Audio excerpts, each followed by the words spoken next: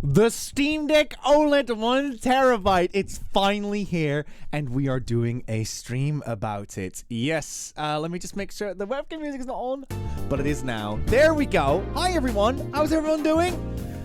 Happy Saturday. We made it. We made it. I'm so excited for this stream. This has been a stream that's been long in the works, and what is it? But before I go in depth about it now, I'm way too enthusiastic. I just want to quickly talk about the Steam Deck, but we need to go through the routines first before we do that. I want to say hi to everyone who's in chat right now. We have got Crazy Murdoch, Bandit7512, Cat Snores, and Dr. Octopus. Welcome on in. We have got Cutzing Rumble, Marin, Andy Sloan, and Zarek, who's here as well. We've got Rosa, Tamu8 as well. Welcome on in. Oh, Lamode coming in with a 2-year sub. 2 whole year of subs. Thank you very much, my friend. We're super grateful. Hope you had a great weekend. We should probably make more of those songs. Was it again? Do the buddies want to see a return of the sub alerts? Because I'm not sure if that's like going to be too overwhelming. It's like one of the reasons why we turned them off, because we're getting so many subs and so many like returning subs, which is wonderful, of course, but it kind of just like abrupts the entire flow, as you just noticed. But yeah, go back to saying hello to everyone. We also have got Sports Dog here as well. The Watts is here as well. Welcome on in. Georgia is here with the rack dancing emotes. I should probably make like an overlay where I do this and just the camera spins with it, so it kind of looks like it. Yes, okay, we had some mic issues. We solved that, luckily, fortunately. Who else do you see here? I see. I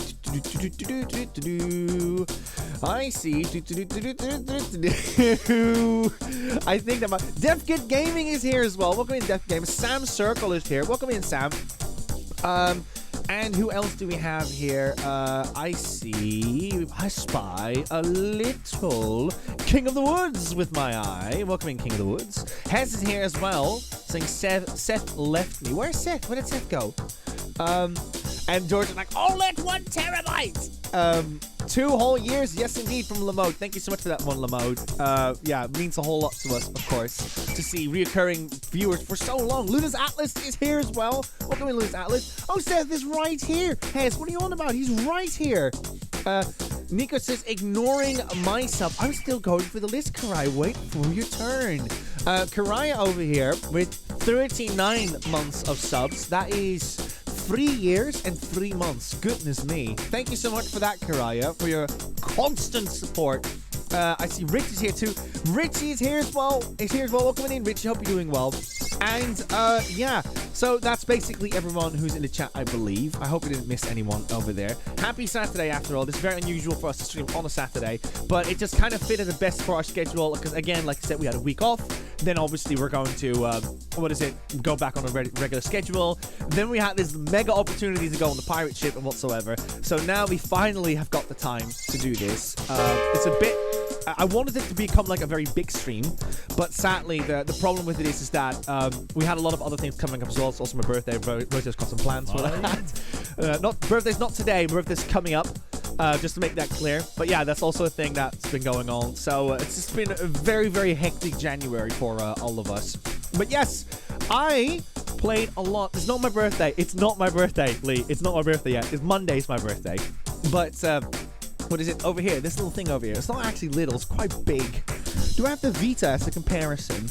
So this is the Steam Deck OLED 1 terabyte, the one that I have been playing all this time on my Christmas break, because guess who's been hogging the PlayStation the whole time? No, she wasn't hogging, but she was very invested in Control, as you know. So Rosie and I made it the goal to basically just relax as much as we can.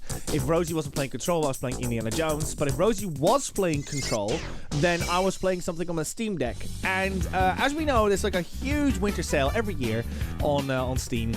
And I was like, you know what? I'm just going to see if there's any games in here. And I don't know where this inspiration came from. I think maybe it was because Kevin gifted me a Steam indie game that kind of just made me be like, you know what? what the heck? I'm just gonna get some indie games and see where this goes. And it's just kind of like one thing spiraled out of control and led to way more games that I got. So in total, I've got like about 7-8-ish games that I would love to show you all that I've played on my Christmas break. And I'm going to show the first 4 today, and the other 4 I'm going to be showing next week. We all know what those are already, so I'm more than happy to share them with you today. But the first 4 we're going to be playing is Victory Heat Rally. Then we're going to play some Bakeru. Then we're going to play some Slater Princess as well. And then we're going to be playing some Pizza Tower to finish it off. Those are 4 games that I played on my Christmas break. And I'm very excited to share them with you because when it comes to indie games, of course, the term indie game basically just refers to developers who independently develop and sometimes even publish their game as well. And it's usually a small, ambitious team who make games that are so incredibly unique and creative and also like inspiring to see that such a small team can make something so incredibly good. And that's kind of where that indie thing gets inspired from, of course. So yes, that's kind of that's the basic term to describe that. But obviously, everyone has different things they want to do with that. Like some people associate indie games with like very experimental games, like itch.io. Some people associate indie games with like cozy, so like games like Stardew Valley and that kind of genre of games where you just kind of like just cozy up, get comfortable, just put your brain on zero, just kind of relax. Even though I have been told that Stardew Valley is quite stressful to manage. However, a lot of people seem to enjoy to play that one comfortably on the sofa. And what is it? For me, indie games is an era of, you know what? Nintendo, Sony, Xbox, whoever you are, if you don't make this game, I'll make it. And that's what I love about indie games. So all these games that we would love to see a sequel to, we would love to see a spiritual successor or whatever for, right? They don't happen because those devs are so busy making something else that it's just not happening. And that's what I love indie games. And that's what inspired me to kind of check out all these other games. Like, oh, I've heard a little bit about this game, I've heard a little bit about that game. And I'm curious to see what they entailed with that one. So that's kind of where I found myself with indie games lately. So yeah, I've found some games that are very inspired by Ridge Racer and Crash Team Racing. I've got some games that were very much inspired by Star Fox and Wario Land and stuff, and I'm just super excited to show them off and stuff. I'm going to see what everyone's been saying in the chat because I've been rambling for a little bit. Rosie's here as well. Welcome in. And Liam is here. We got the full buddies over here today. So Liam says, hey Nico, I'm unsure what Steam Deck you have. I have got a Steam Deck OLED. 1 terabyte. There you go. Now you don't have to forget about that one anymore because it has a song to it. There must be a statistic. If you make something a song, it becomes easier to remember. Some people say, I think it's like if you rhyme something, then there's a 30% more chance that people will believe that is true or not. So keep that in mind. It's like, you know, it's not something like apple a day keeps the doctor away, that kind of stuff, even though there is a truth within that. Josh is here as well, fellow Steam Deck user, says insert Steam Deck 1 terabyte OLED commend here. Can I get a shout out for Josh as well, because this is probably very appropriate, because Josh is not just any streamer, Josh actually streams from his Steam Deck, by the way. I don't know which model he uses, but that's apparently a thing that Josh does with it, and which I think is so cool to hear. So yeah, if you are thinking of streaming and you don't have and you have a Steam Deck, but rather than like a powerful PC or whatever to run your stream on, then you could potentially do something with that. Just thought it was worth mentioning. I think that's super cool. Let's see. Who else do we have here? I have an OLED Switch, says Rosa. Should I call the Switch OLED 64 gigabyte? Yes, do it. Yeah, that's obviously the thing, right? Like the Switch and the Steam Deck kind of share this similar like second nature to them. And what I mean second nature is like, you know, most people would get a Switch predominantly because they want to play Nintendo games, but indie games have become really like the nature of Switch as well. Like a lot of indie devs will go publish their game on Switch as well. In fact, I would love to say that that some of these games are on PlayStation, but they're not, I'm afraid. Like Pizza Tower, for instance, is only on Switch. When that was announced, by the way, at Indie World, I believe is what it's called. When it was announced that they're going to have Pizza Tower on Switch, I was like, please come to PlayStation, please, please. I want my friends to enjoy this game. This game is so darn good.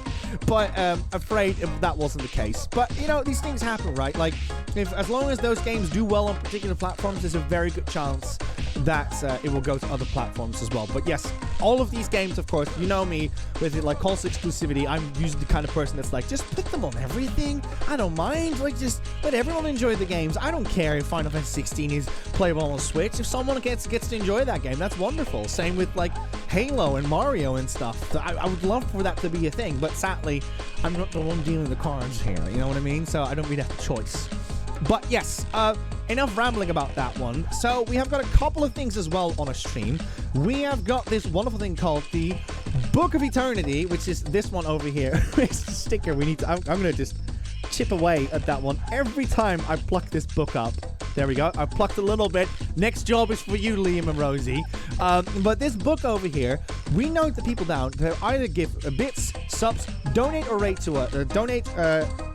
Or gift anything through Throne to us, or rate into our stream. Which, by the way, if anyone rates into us, these lights in the back will start lighting up and stuff. So that's a new feature that we have developed over time. So yes, that's the Book of Eternity, and then we'll, at the end of the stream, obviously we'll celebrate that, and we'll shout out your name for our support. So people like Lamode and Karaya, who have subbed to us, will be noted down. Now, granted, I will say, buddies, it's a very hectic stream, very tight schedule, as well as as well as just like one person noting everything down, who finally had one night of over 8 hours of sleep. So so I'm trying my best over here. But yeah, I'm super excited for this stream because I found like a new passion, and I'm invested now. So if you see any game, okay, any indie game that is remotely inspired by a game from the 80s, the 90s, or the 2000s, I want to check it out. In fact, I might be even converted to check out UFO 50. I wasn't sure if I want to check that game out, but I've heard more people talk about it. I'm like, you know, I might want to check this one out one day. So, you know, note that one down, I suppose. Yes, enough rambling about all of this. I'm going to put the book to the side. So, granted, my Steam Deck is obviously over there. We're not playing on the Steam Deck right now. We're playing it on my PC over here. So the quality that you're seeing, keep that in mind. This is running on a PC.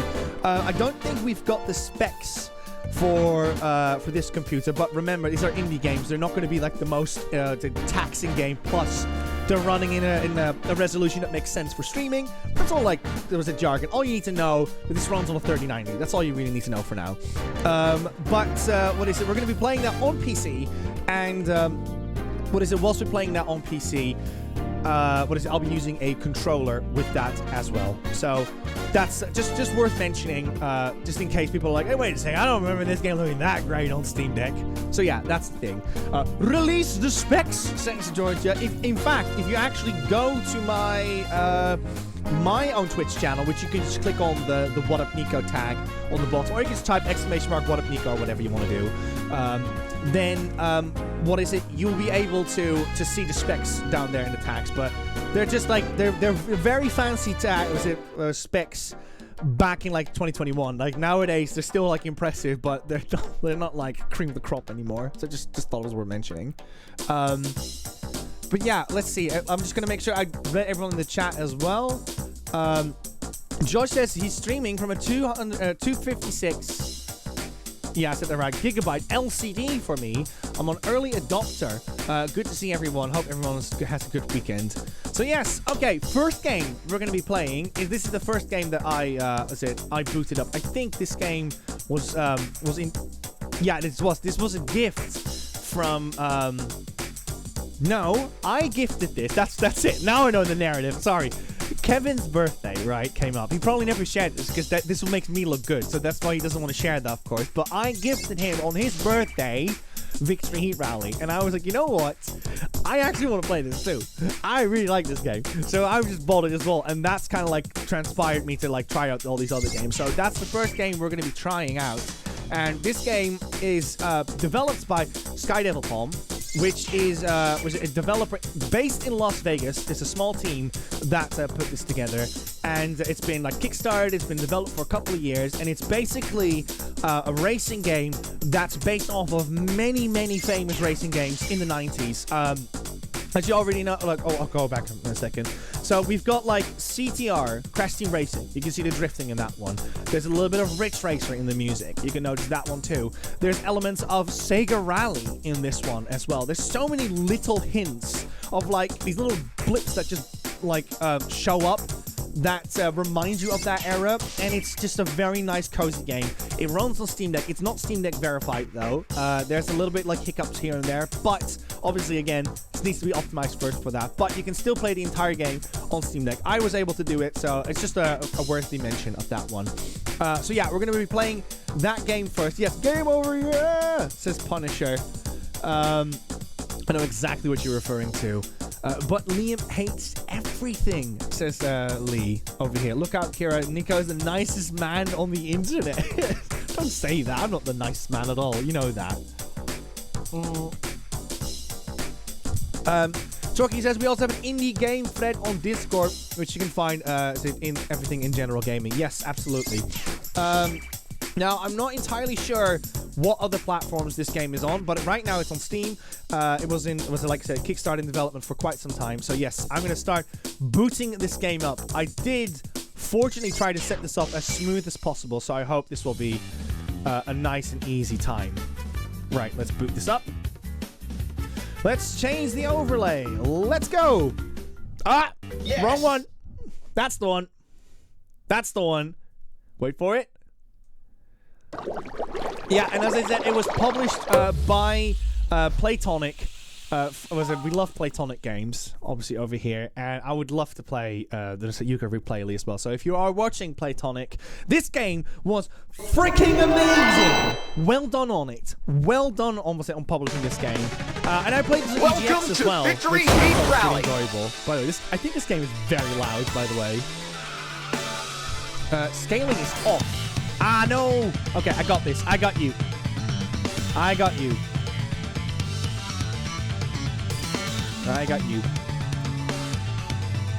Let's make it smaller first. Yeah, it was this game and Pizza Tower that had a little hiccup. It's quite loud. Let's fix that too. Yep. How are we feeling about this volume? Remember, this is quite a loud game, so we might want to turn it down a little bit if you want to hear me talk as well. So yeah, I'll put it down here for now. So yeah, Victory Heat Rally. Love the art style for this game. Actually, I think the sound effects are quite loud as well. Let me just turn them down a little bit. There we go. Awesome. Okay, that's better. Victory Heat Rally, the first game we're going to be playing. I played this game at EGX. And I thoroughly enjoyed it over there. So for the people that are Playtonic that saw me over there, thank you so much for showing this game off to me. So we're going to grab a new save file for now. I think this one is mine over here. So we'll just go with this one. And we're going to call this one,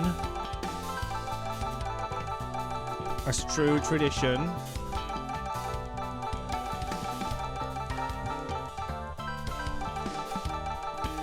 we gotta do it, buddies. We have to do it. Liam. There you go. Liam is playing.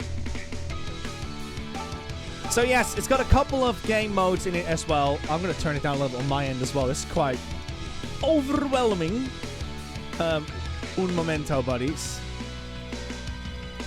I might need to minimize this for a second. Oh wait, I can maybe just do something like over here. Test. No.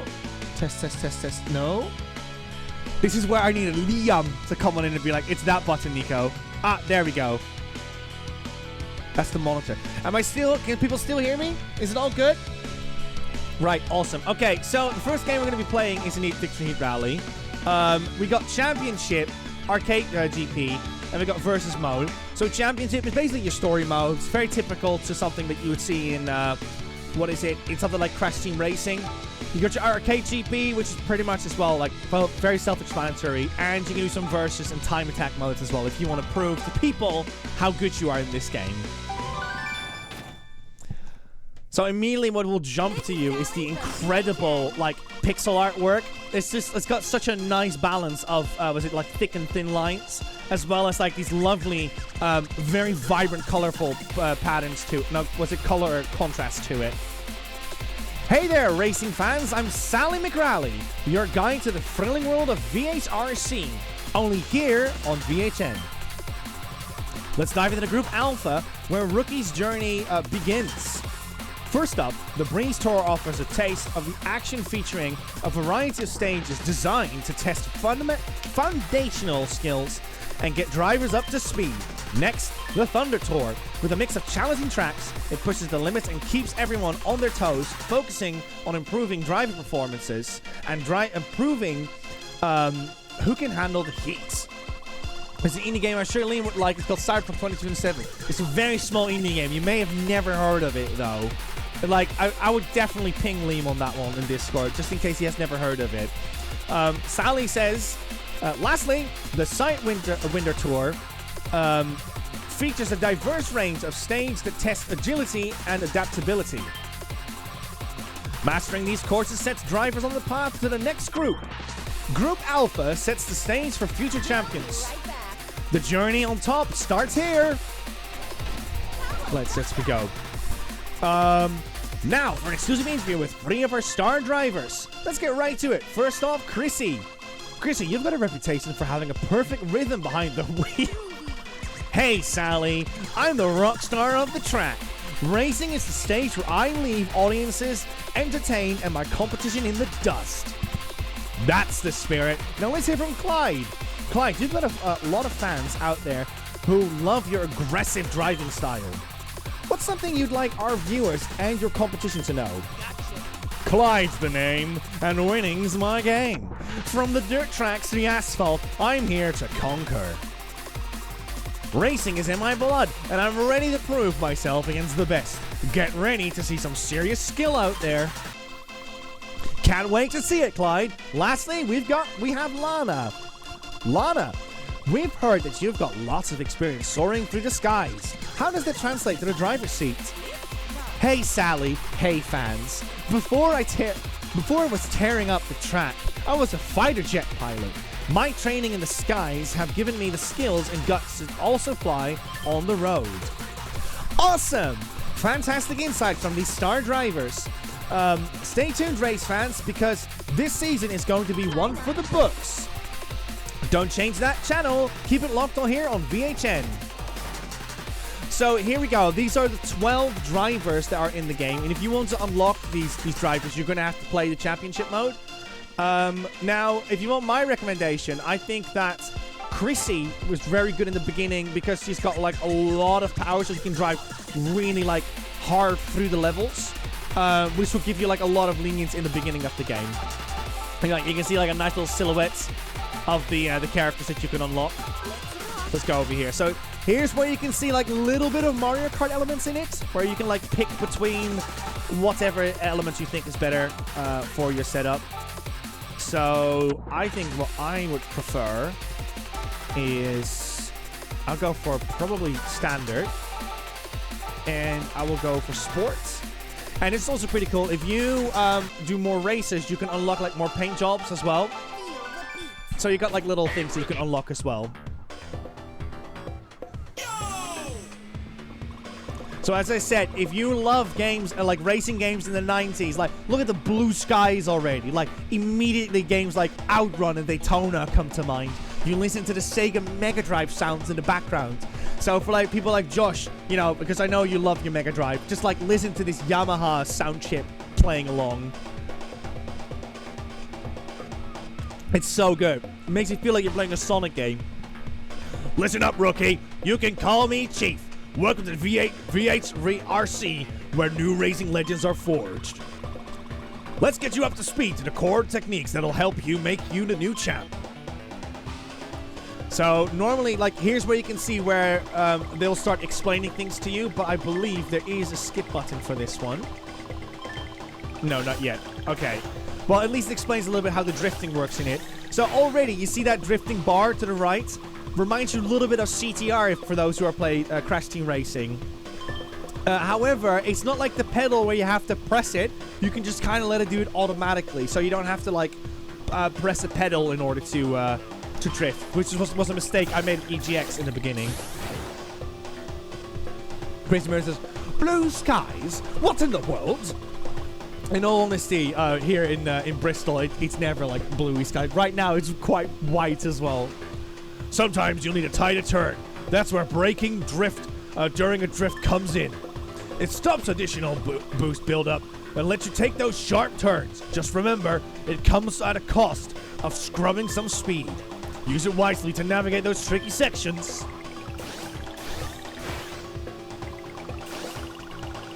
Mastering the racing line is crucial for speed. Find the best path through corners to maximize your drifting and boosting potential. Hit the turn in, apex, and exit points perfectly while drifting to keep your speed high and your boost meter climbing. This helps you exit corners faster with a stronger boost, setting you up for success on the straights of the tracks. Yeah, it was very, very foggy yesterday, Chucky. It was pretty bad, apparently. Luckily, I was working from home, but I think there was like a fog warning going out. So yeah, it kind of like shows you these tutorials. There we go. And now you can just like ignore it. So yeah, very useful for those who need it, but obviously I've played the game, so I'm just going to ignore those. So already like that funkiness to it that you would expect from a, from what is it? A, Virtua Racing, Daytona and stuff. Very Sega in its sound. So it's lovely to see like all these little elements come into this game. So yeah, I got this like little cute overworld map. Reminds me a bit of like what is it? Scott Pilgrim versus the World, Teenage Mutant Ninja Turtles Shredder's Revenge. Reminds me a little bit of that, basically. Right, we've had a lot of chatting. I'm just going to skip through this. But basically, Sally will explain to you, like, what the terrain is like in this game.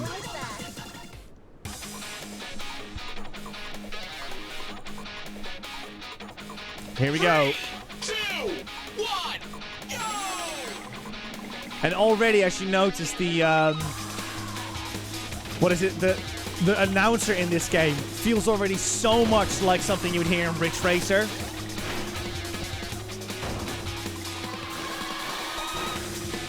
Also, by the way, buddies, this is the first time I'm playing it on my PC monitor, and it looks lush on it. Hey, yo, was he on the track? Did you see that? Yeah, like a nice, simple one to warm up to the game.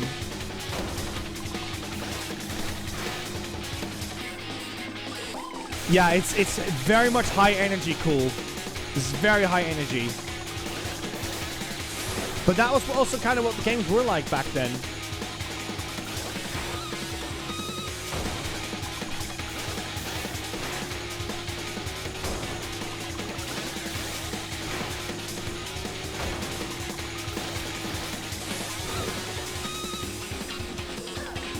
So yeah, a friendly reminder again, this is an indie game. It's made by a small team of people. I think it's only made by 2 people technically. It's got a couple of composers which are very much like highly inspired by 90s games and even like a little bit of Jet Set Radio, which I was quite surprised to learn about. Because this game loves to put samples in from previous Sega games and stuff, which is awesome.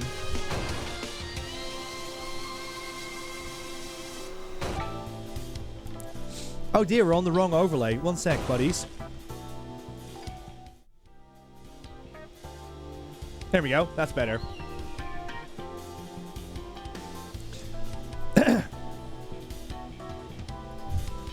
Okay, this is really cool. This is driving those nostalgic juices in my brain. So right now you can get it on Steam. It's only £15, which I think is a bargain when you consider that you can get a lot less game for a lot less money. I think I put about 20 hours into this game. and when I beaten it. But obviously, it's a racing game. You're not really beating a racing game. You're kind of just playing it when you want to feel like you're cruising around.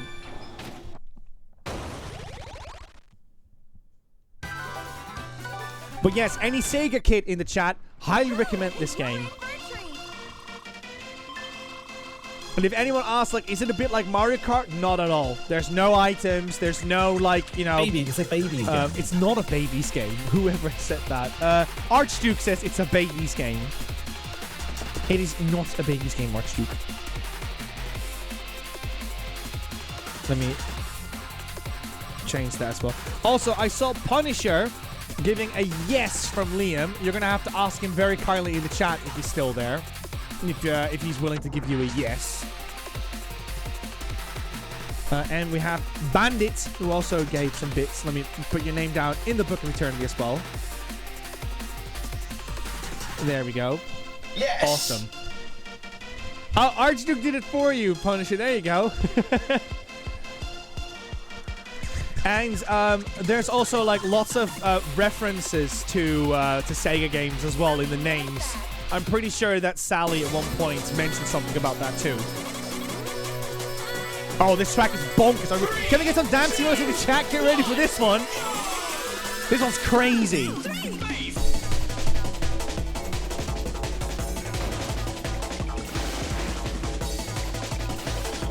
Oh, terrible drifting.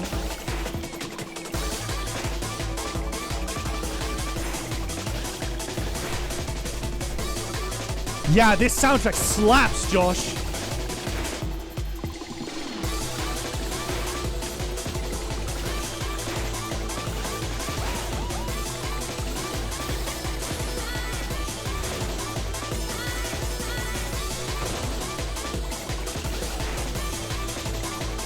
Oh, this game is so good in its presentation.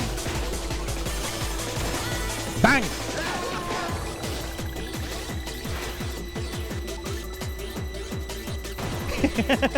I love that you can just fly in this game. So the 90s were very inspired by like techno, house, gabber, big beat music, acid techno, that kind of stuff. This game's got it all. It's very much inspired by like early Ridge Racer days, which is awesome.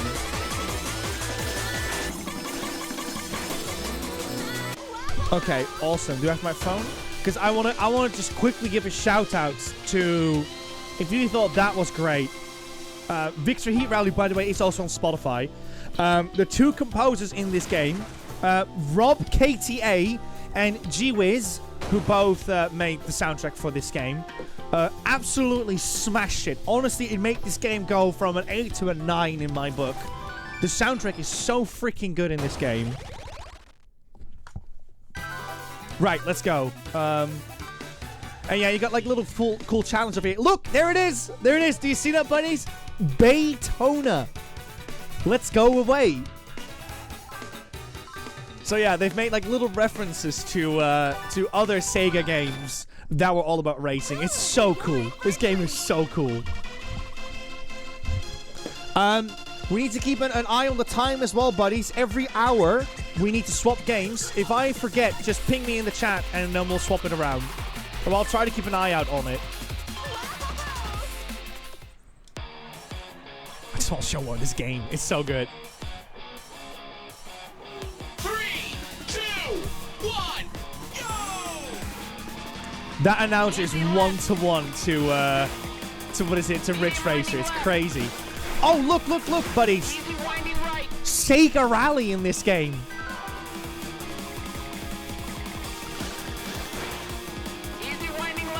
Josh, if you need a one more push for this game, here it is. Sega Rally Championship. Medium left. Medium right. Medium left. Medium winding right. Oh. Easy right. Medium left. There we go. Winding right.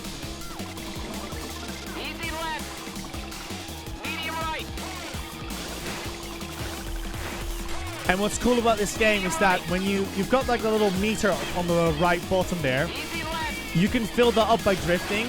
But what I've learned with this game is that Easy right. depending on who you race with, you can really change styles. There's like one, for instance, where you can play a little bit like Wipeout, where it's more so about cruising through the corners than it's about drifting. Whereas with some styles, it's all about drifting. It's all about building up the drift and just boosting your way through the stage. Because your speed doesn't compensate for it. So I feel that with Victory Heat Rally, you've got so many styles to pick from, which is so cool. But I'm going to keep doing these stages for now. You're in for a treat.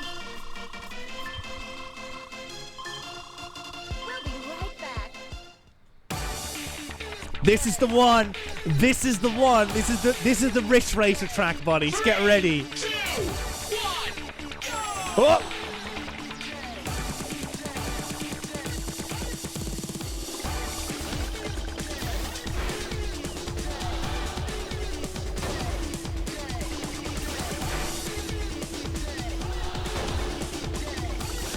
Here it comes, buddies. Listen to this.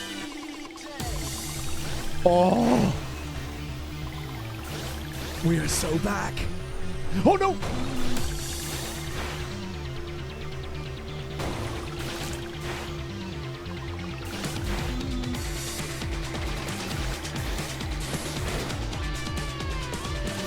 I believe this track was made by Rob KTA, but oh my god, did they nail the Rich Racer sound with this?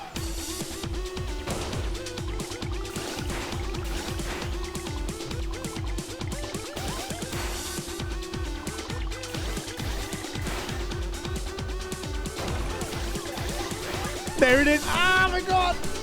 Samples from the game.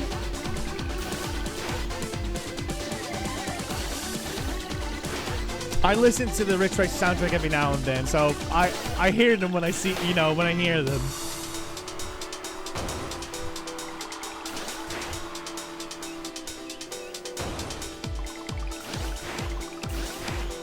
There we go.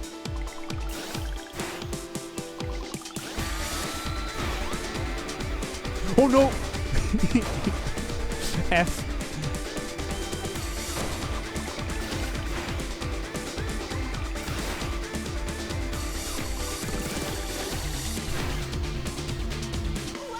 Bang!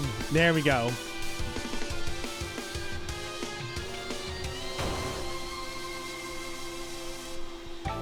Look, I love the little like cartoony, cute cars. They remind me a bit of games like Micro Machines and stuff. I think by deliberately going for something cartoony, really complements the sprite work nicely because it just kind of gives off this this toy-like feature to it. By keeping it simple in shapes, you kind of give this opportunity of like going hard on the pixel art. Because if you went like very detailed, you would lose a lot of detail as a result. Kevin says, "Here we go, Buddy Indie Games." Kevin, we're playing Victory Heat Rally, the game that I gave you for your birthday and Christmas, and I was so greedy I had to get it myself as well, and I've been loving it. This is probably, spoiler alert, probably my favorite game from my indie games that I played. Because I actually like went from beginning to end with it, and I'm with a big smile on my face. It's so good. Hess says, I think it will come to PlayStation. I didn't hear the devs say it though, but I would welcome it. Look at this. Look at this. He looks like Captain Falcon. Oh, which by the way, I completely forgot to mention as well. Once you've finished a race, right, that little like rock organ you're hearing is exactly like F-Zero. It's exactly like F-Zero.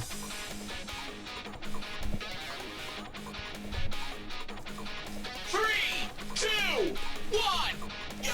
Oh, controller, no! I have to pause it quickly. Sorry, buddies. 1 sec, buddy. Sorry. Is it over here?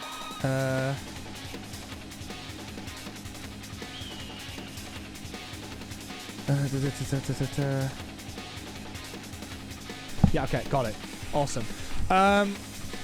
Put this on the right screen. There, done. Awesome. Yeah, that's the thing, Liam. Like, people like to make fun of consoles, but the simplicity of consoles you cannot beat.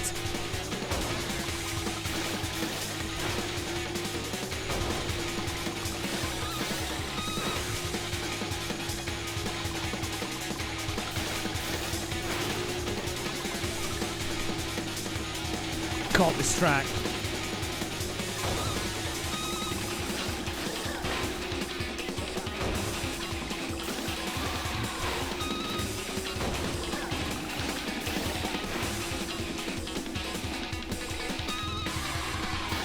Yeah, let's go. Can we do it?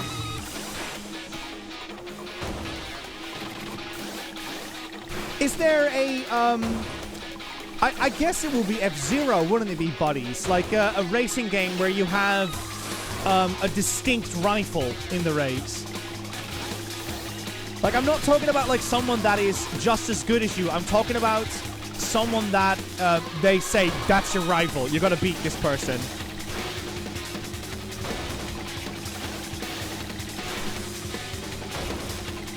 Okay, okay, go, go, go, go, go. Oh, that was a white turn.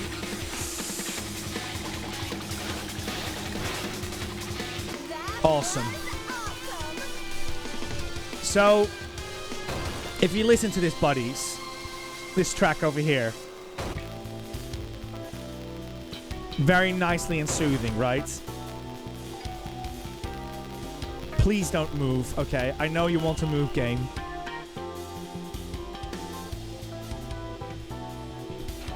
I knew it. Okay, I have to pause it. It doesn't give me opportunity. Right, so you heard that one, buddies. So... Oh, okay, the game doesn't allow me to pause. Hold up. Ah! Ah, no! No! Ah, there we go. There we go. Okay. So you heard that right.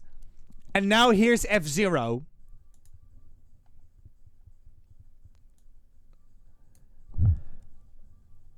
Oh, goodness. And here you have F-Zero. Oh, goodness, that doesn't work. Ah, what am I doing, Nico? Nico, stop it. Sorry. Sorry. We're still figuring things out, buddy. Sorry. Anyways, let's go back to the game. I will show you in the Discord then.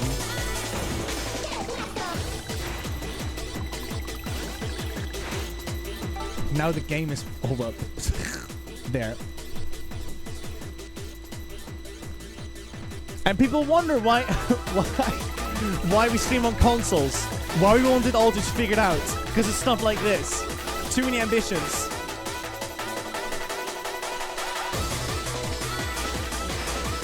Ooh.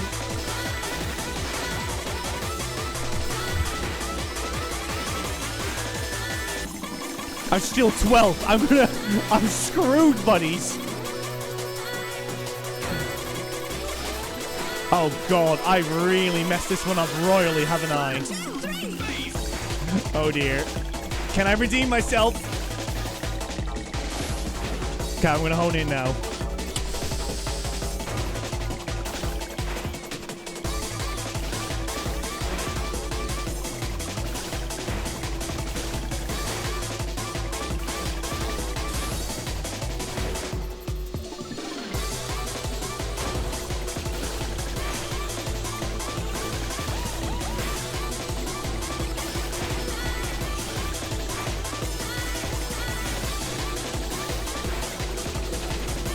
Whoa, third! I'll take it! I'll take it!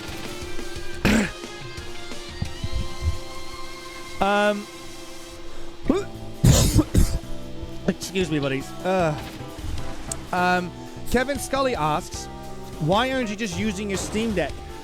We tried that, Kevin. The only problem that we had is the dock that we used caused the delay. And I couldn't fix that. So my inputs were like half a second delayed as a result. 3, 2, 1. I think it's the capture card that caused it. Easy left.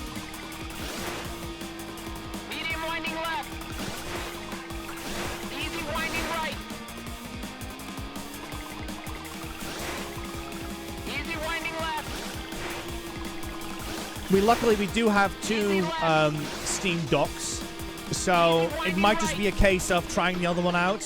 But I have a suspicion it might be the capture card. But we're now getting in very technical land, which I don't really like in delving into on stream. Medium left. Come on. Medium winding right. Easy right. Medium left. But yeah, look, Kevin, you got your Sega Rally Championship over here. Winding right. Oh, dang it. Easy left. Medium right. Medium right. Easy left. Easy left. Easy right. Easy left.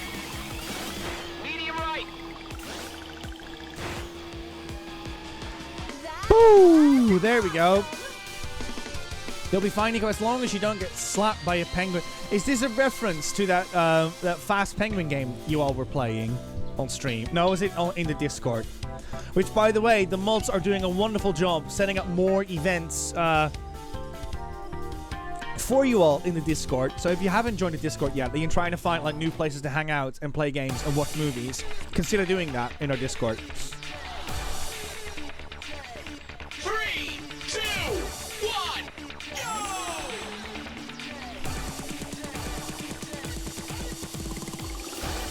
Ah, no!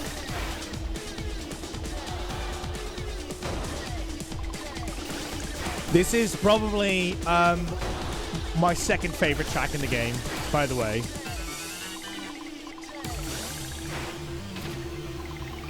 And there's way more cool stuff in this game that I don't want to spoil for anyone that's interested in this game. But yeah, if you are a fan of 90s racing games, specifically like rally games and stuff, absolutely worth checking out. Heck, even like seeing the castle in the background reminds me a little of the Game Boy Advance Mario Kart. Super Circuit, I believe is what it was called. Oh. This isn't good. He is a tough cookie, though, I will say.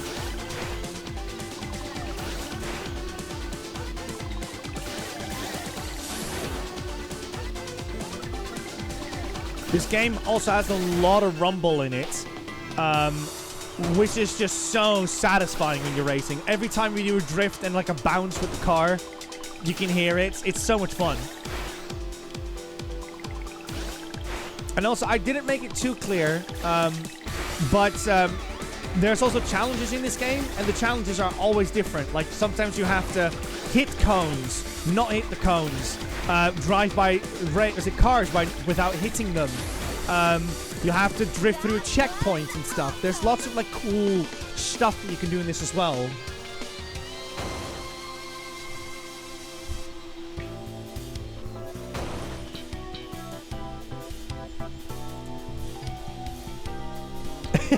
Kiran says he needs another Steam Deck. Oh, we won by 10 more points. That's because of that utter failure I've got. And there we go. That's a bit of victory heat rally for you all. I think I'm gonna... Okay, I'll do one challenge. I'll do one challenge to show off what that's all about. But yeah, isn't this a charming game, buddies? Isn't this awesome? Let's see what this one is. Drift Stadium. Let's do it. It's on my wish list. Yeah. Let me see. I've got Victory Heat Rally right here. Sorry, let's play out, actually. No, I can just end replay. I'm going to put the Steam link anyways in the chat. Here you go, buddies. If you are interested in this game, there you go. Wishlist it. Get it. Whatever you want to do with it. It's there. That's basically what I wanted to share. I don't think it's on any other platform at the moment, though. But don't quote me on it.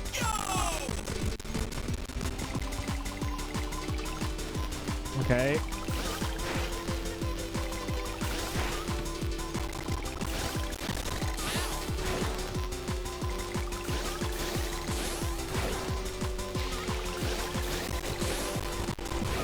There.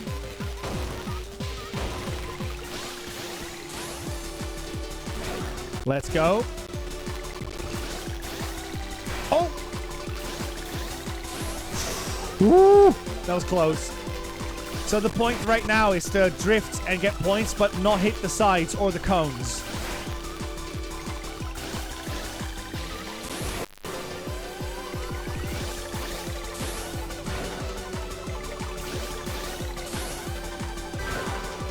There we go. Are we going to get gold? Oh, we got gold. Nice. Now we can just have fun for a bit.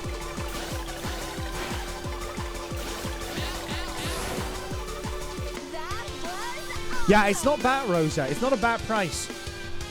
But that is, Chucky will vouch for that. That is the beauty of indie games. If you were one of those people that got into retro gaming because you wanted to do it because it was cheap, indie games is pretty much the same at this point. You can find all these like amazing games for so affordable. Really worth it. Right. I think I'm going to stop playing Victory Heat Rally for now and swap to the next game. So I have a little bit of time to explain that one as well. So let's just go quickly back to webcam. There we go. Right, time to quickly turn this one off. Did you, buddies, what do you think of it? Did you like it? Was it everything you wanted it to be? So the next game we're going to be playing is a game called Bakeru, which is kind of an indie game. Not really, though. But I'm putting it in here, though, because I haven't really heard a lot about this game. And it more so has to do with the fact there was another platformer that came out around this time. And this platform was called Astrobot. And it only won, like, multiple Game of the Years. I don't need to talk to you about Astrobot at this point, because you know how much I love that game. But that's the reason, probably one of the reasons why this game kind of got overshadowed a little bit. So, if you're wondering who made this game was made by Goodfield Inc., which are responsible for many, many, many Nintendo games. Let me just grab the list over here quickly so we can have a nice, concise list of it. They made games like Wireland Shake It. They made Yoshi's Crafted World. They made Miitopia. They made Kirby and the Forgotten Land. They made the latest Princess Peach Showtime as well, and they're now making a game called Bakeru, which to me really came off as like a bit of a Gambare Goemon like game. And as I said, I will probably talk more about this game as well, because there's lots of like Japanese influences and stuff in this game. So, right. Let me just make sure I've got the right scene. Let's go! There we go. I'm glad it paid off with the setup. Right. So, Bakeru. Let me know if the volume is too loud as well. It probably is. I don't see any volume here. Hold up. Do you even have volume?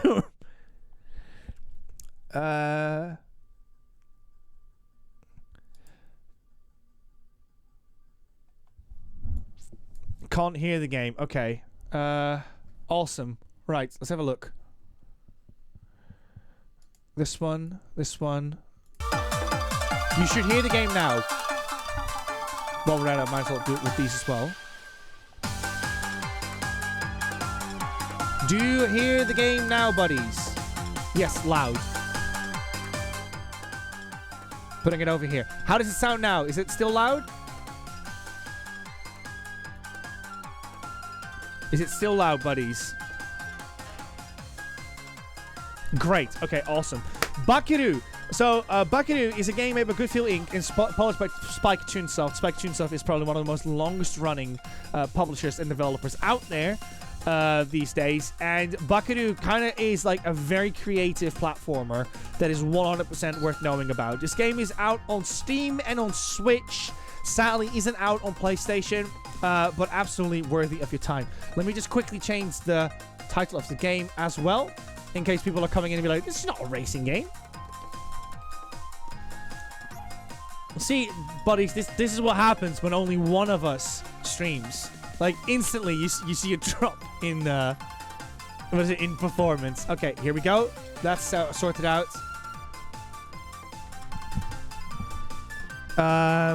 There we go. Stream title of the day keeps the Kevins at bay. So let's play new game with this one. So that's my game up there. I've played it already for a little bit, as I said.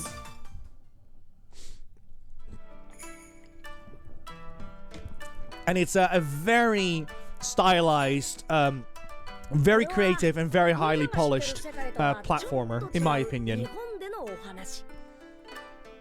みんなの世界とは違って俺たちの世界にはおとぎ話の英雄たちが本当にいるんだ。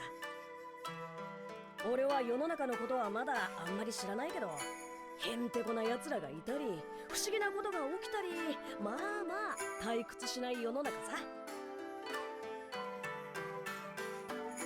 これはそんな世界での俺の最初の冒険のお話。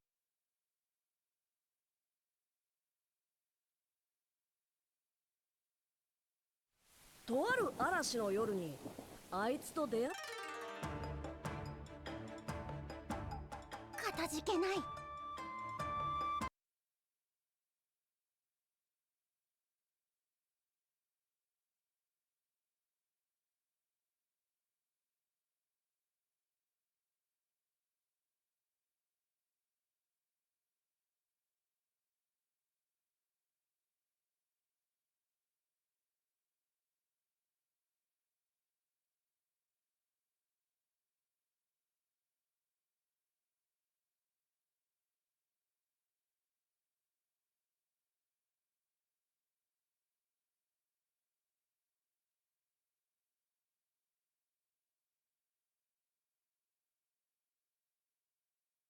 Okay, now you can hear me. Okay. Like I said, I'm waiting until this game properly boots up. It takes a second.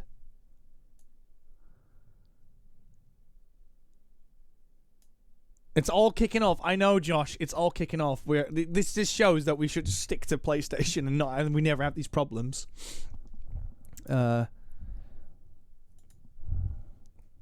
Right. I just need to give the game a second to breathe because it takes a minute until it properly boots up. I don't know why Bakeru takes a minute to boot up, but it does.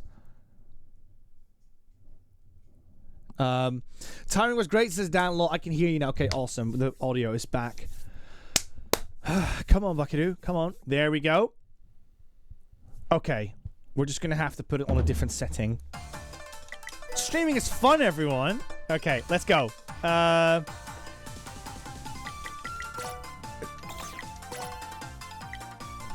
This might help. What if I do this? Does this work? Oh no. Let's reboot you. There we go. You can see Twitch chat, and now not. Let's change the Twitch chat for just a second. Say hi, everyone. Okay, that doesn't work. We'll figure out another way. I got another will. Where there's a will, there's a way. We got this. Okay, I'm gonna go into a. So I'm gonna put this over here for now. Gaming monitor. There we go. Thanks for putting that on the top.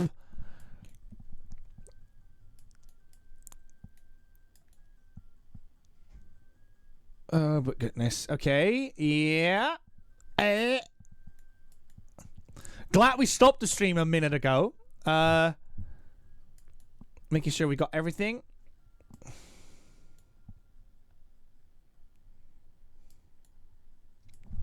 The most prepared streamers on Twitch.Tuvalu. Welcome, everyone. We're going to have to cut it awkwardly like this. There. Put this here. Let's check if you can hear the game. What if I put you... Is this Bakeru? Yes, it is. And I put this here. Buddies, can you hear the game? Can you hear the game?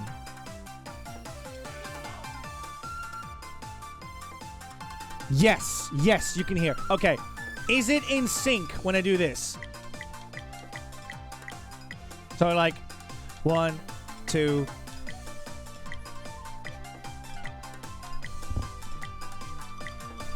Awesome! Thank you! Thank you! Clap emotes for the chat! Hella yes! Clap emotes for the chat. We got there in the end. We got there in the end. Okay, so it's a little bit cropped and stuff. I'm sorry. I don't know why that's the case. Again, you just saw Victory Heat Rally working, so it's not like we have a bunch set up. Anyways, so let's go into this game. I've talked enough about it now. Can we? Okay, we'll just do number 3 so you can see the actual cutscene. Awesome, we got there in the end. Thank you so much for your patience, buddies. Oh, you're gonna see this for a second because I need to alt tab through things. これはみんなが知ってる世界とはちょっと違う日本でのお話。みんなの世界とは違って Did you see OBS fly through the screen?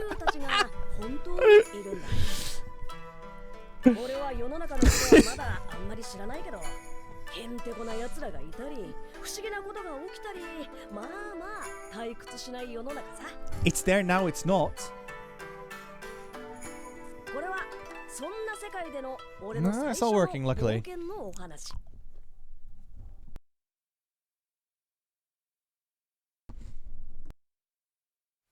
とある嵐の夜にあいつと出会ったことが全ての始まりだったんだ。 PCB.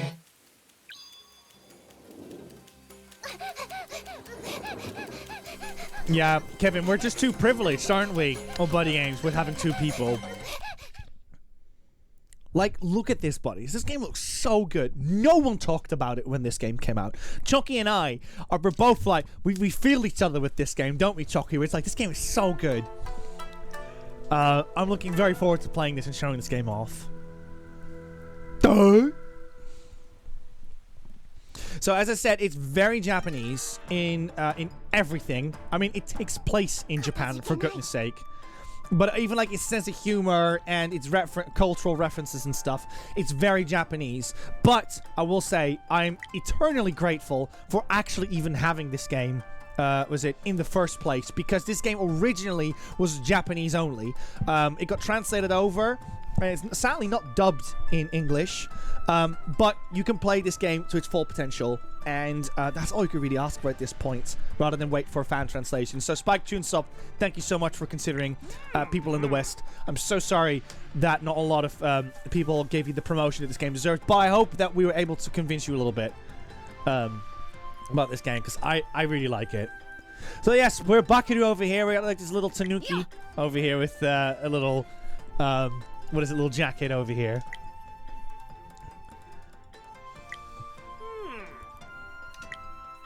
I think I'm just gonna skip through this in all honesty. But yeah, it's a very simple story of like you're just gonna have to save the day and stuff. Because I really want to get to the gameplay at this point. As you can see, very cartoony, very expressive. Really cool concept.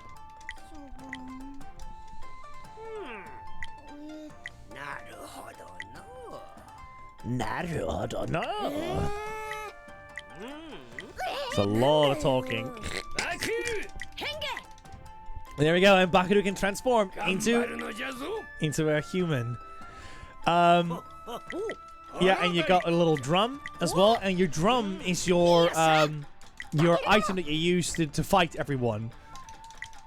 And it's super creative. Okay, so here we go. This is the map of Japan. We're in Tokushima at the moment. And we're gonna do the first level. And one thing that will immediately jump to you about this game is you don't press X or square in your situation. I'm going to use PlayStation terms to make it simple. You don't use square to attack. You don't use circle to attack. You use R1 and L1 to attack. So imagine, I don't know why I've got these two parts, but imagine you've got these two, and R1 is like this arm, and L1 is like this arm, and you can use it like that to attack your enemy. So you use the triggers in order to like fight in this game, which is just awesome.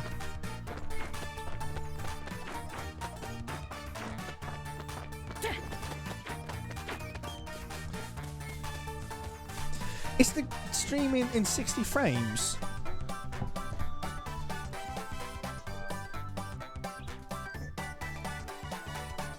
Yeah, it should be. Okay, awesome. Sorry, buddies. There we go. It's like Souls controls, says Chucky. Yeah, in a way it is, yeah. It just reminded me a lot of like games like Ape Escape, where they also have very unusual controls.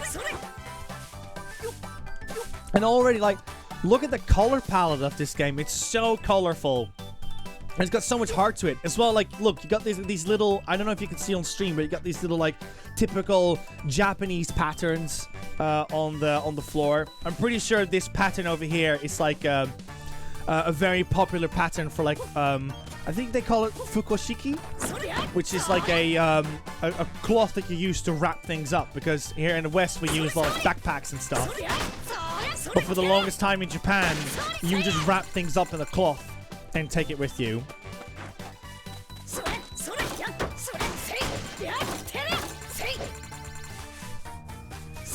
So yeah, I think for those who like games like Ganbare Goemon, I think this is right up your alley.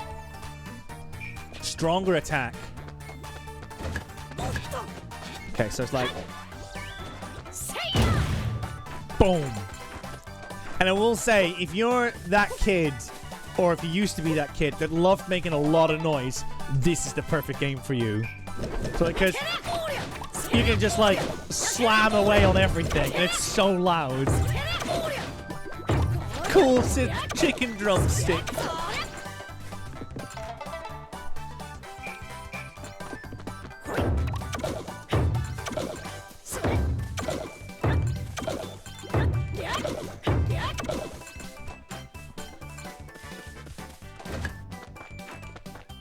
Look at these guys over here. Look at them chilling. Oh, camera's like, no, focus here. So yeah, that's why this Nintendo polish, like, makes sense. Because as I said, a lot of these devs work on Nintendo games all the time.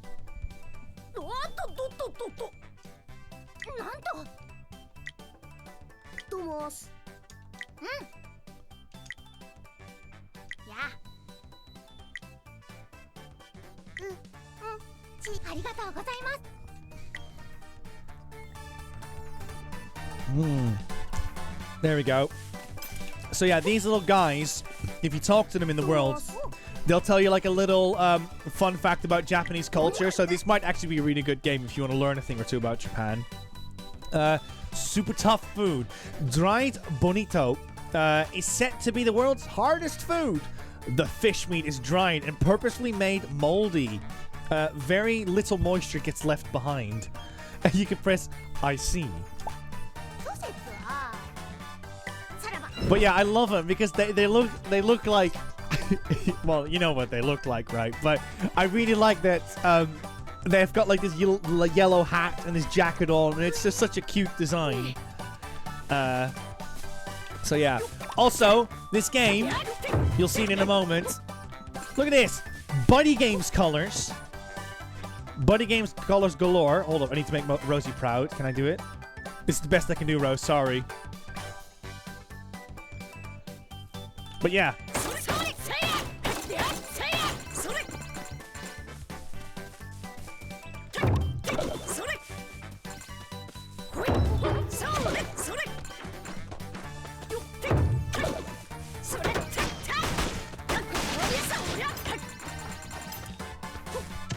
Right, okay, where do we go?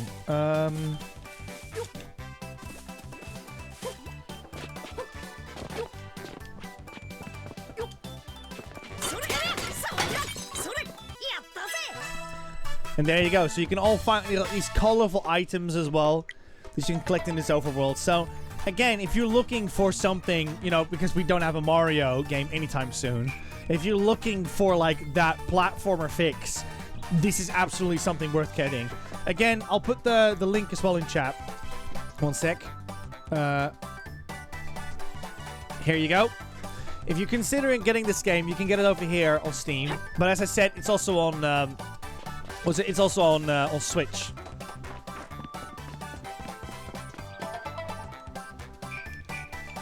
Oh, hold up. Time to make Kevin proud. The Parry King strikes again.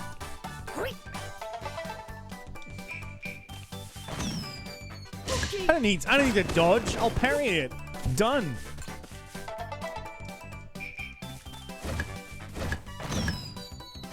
Boom. Oh, he's not dead yet. There we go. Oh, he just keeps coming back. Oh, Phew, that was close. To play Sonic Frontiers, just hold the parry. You'll always succeed. I see. So yeah, this was another game I played on the Steam Deck. I played it predominantly with the controller. So my Steam Deck docked for this one. More so because I didn't want to like damage the R1 and L1s on the Steam Deck too much. And it feels really good on an Xbox controller, I'm not gonna lie. I feel that this game is made for those kind of controllers in mind. There we go, more coins.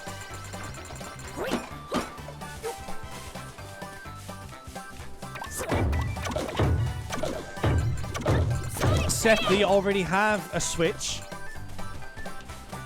We got a little like kids, was it walking past sign over here?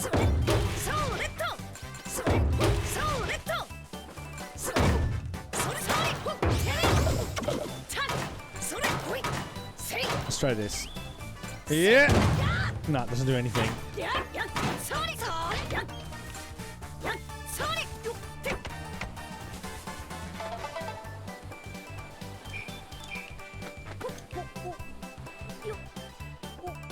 Yeah, was it Rosie and I have been talking about getting a Switch 2 as well. We're gonna probably save up for it very soon because we're gonna have to, just so that we're ready. You got a souvenir. Oh, by the way, Kevin, are you considering going to that Nintendo Showcase event that's happening in April? Because Liam knows it. I've already tried to inquire for it, so fingers crossed we're gonna get it. Also, I just noticed if you jump on it.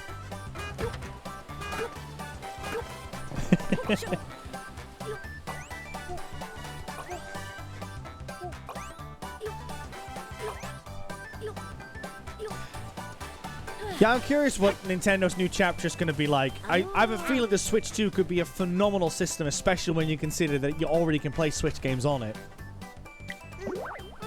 Tanuki feigns sleep. Tanuki feigns when startled. They're inspired. This inspired the Japanese term Tanuki Miri, Which rhymes meaning Tanuki sleep. We have an alert. Kid Inks has subbed to us. Thank you so much, Kid Inks, for the sub. I'm going to note your name down in the Book of Eternity.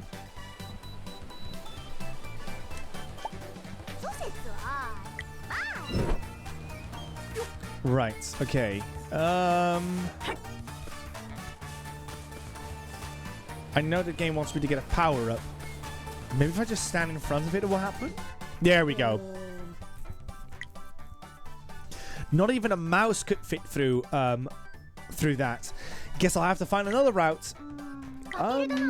Do you have any henge abilities besides your human one? Huh? No. I only have this human form that Gramps taught me. I see. Then have you heard of a henge license? What's that? Never heard of it. A henge license is something that allows you to shapeshift. If you get a license, you can use its henge power. What? That's awesome. Since you're the one doing me a huge favor helping me on my journey, I think it's only right I'll give you the Isun clan's henge license. What, you serious? I'll gladly take it. Okay, here goes.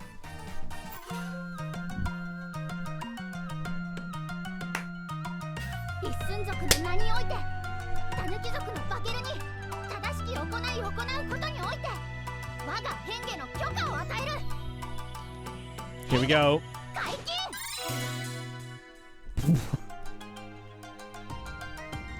Hey, look at this. This game is stunning.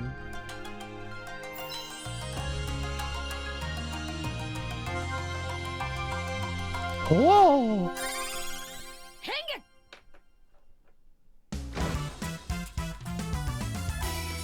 We're small now. That's it.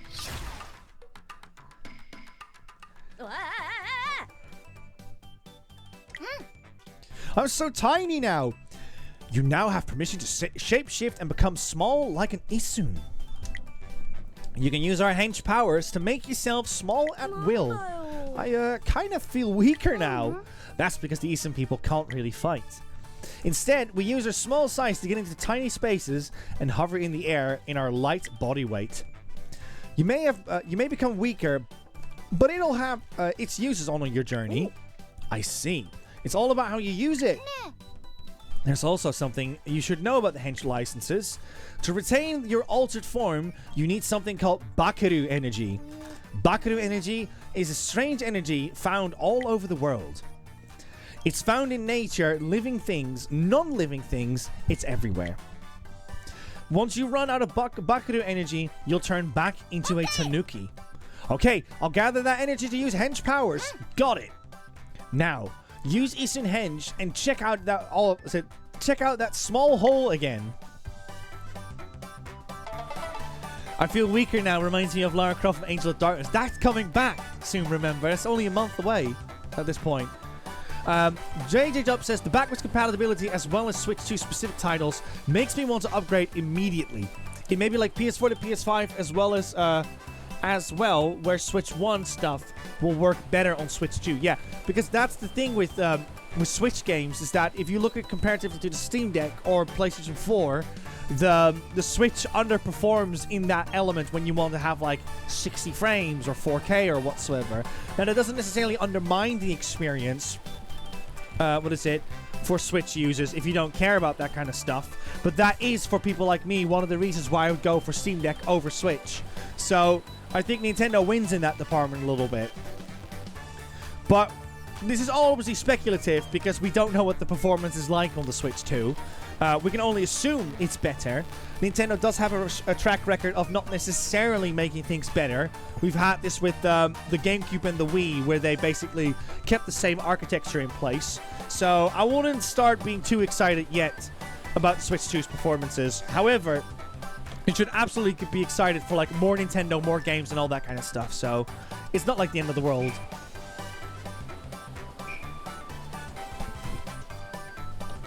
Right, here we go. And there we go, now we're small. Look at these like Goomba-like enemies. See, as I said, I love this game. I love how it runs. I love how it looks. I love how expressive it is. And I just didn't hear a lot of people talk about this game, which is why I wanted to stream it. Yeah, that's it. I need to be small for this one. Come on.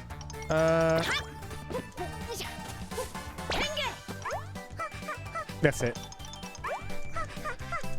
Just keep pressing A. There we go. This one is very satisfying to attack as well. See, that's like this noise to it. There we go. Got secret.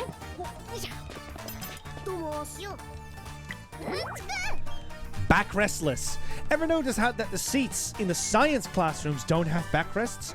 It's to make it easier to escape if there's fire. Now, I know this is a Japanese game, but now, dare I ask, buddies, in your classrooms, is that the case? Was this the case? I don't think so. It wasn't mine.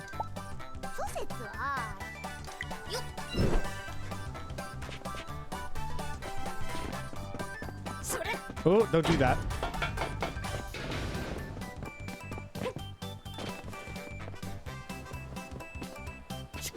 Not that I can remember this merit exactly. I don't remember it at all. Destroy the evil energy emitters. Yeah, so, okay, so if you're wondering, like, what am I actually trying to do in this game? So if you look over there, you see these, like, lanterns and stuff. You have to basically destroy 3 of them in the stage, and then you can basically beat the level. All these other things you're picking up, they're just extras that you can pick up whilst playing the game. So it really is a point of breaking those, get to the end of the level like this one, and then just move on.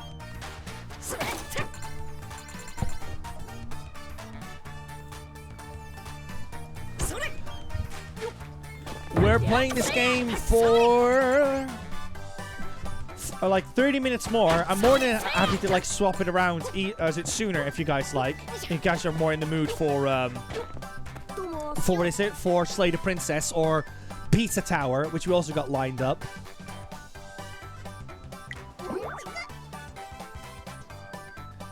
June 1st is World Milk Day, while October 1st is International Coffee Day.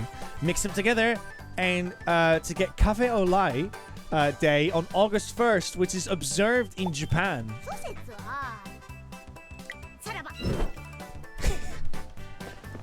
You know, I'll be honest, those kind of things absolutely narked me. Like, our work used to do that stuff, you know, like, oh, it's National Sweater Day. It's National Pet Your Dog Day. That kind of stuff. And you're just like, oh, just please make it stop. Hey, Ghostboy Brandon, welcome on in. We are playing Bakeru, a semi-indie game on on Steam and on Switch, and it's really good. And this game came out around the time when when Astrobot came out, so it was kind of like overshadowed by it, but it's really, really good. Hope you're doing well, by the way. As I said, if you're that kid that loves loud noises, this is your game. If you were that kid that wanted Donkey Konga for their birthday, this is your game. Oh, let's get that one as well. Geto! Oh yeah, the indie game, Astrobot. Sweet Potato Girl mascot is now, look at that sweet face.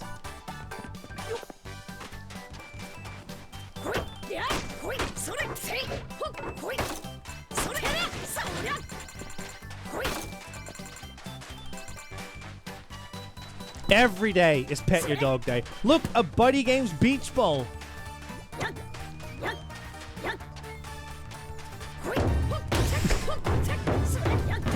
There we go.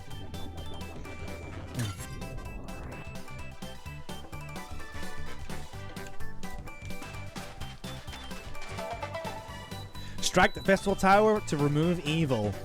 Beat the drum on the festival tower and rid the area of the festival troops. If you can't beat the drum, there may be some energy emitters left in the area. Try looking around. Try looking around. Okay, got it. So now, this is one of my favorite parts of the game. You get to allow to spam the trigger buttons a little bit. I mean, the bumpers in this case. Here we go. It's so much fun. And there you go.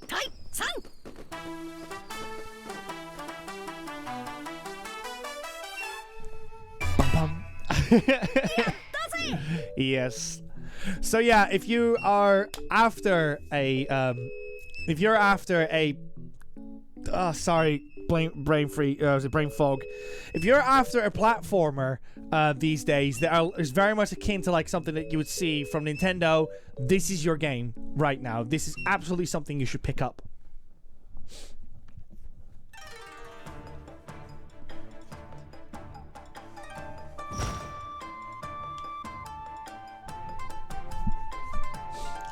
Also, I will let you know as well is that once we play Slay the Princess, I'm tempted to see if we can somehow implement the chat with our decisions as well. So I would love to do that with you all to kind of see what journey we would go on together. No, you didn't miss anything, Rosie. Nothing. You missed nothing. Absolutely nothing. What? Hey, don't kick me out. You sent me on a quest. Oh, I see. That means you'll be in need of items, right? You better buy your stuff for me. I have the best selection. Nothing on your mind but money as usual. That's right. I'm going to set up a big company that makes big bucks. But for now, I'm a traveling merchant. If you see me, make sure to buy something. Drop all the coins you earn on me, okay? All right. I hear you loud and clear, Miss Greedy Pants. So yeah, that's like your typical merchant where you can get your items and all your upgrades and stuff. And this game can get quite difficult down the line, so I would kind of recommend to start saving up for the extra heart.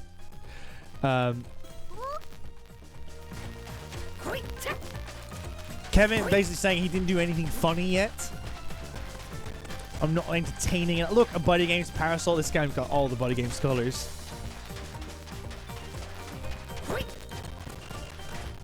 Let's see if we can push this in the water. There we go. Can we sit in it as well? That would be great.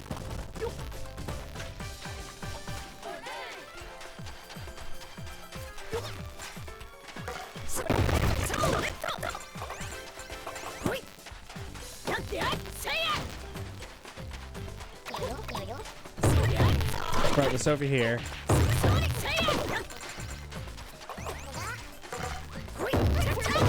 Yeah, I couldn't make this for the life of me, man. These like giant sand castles.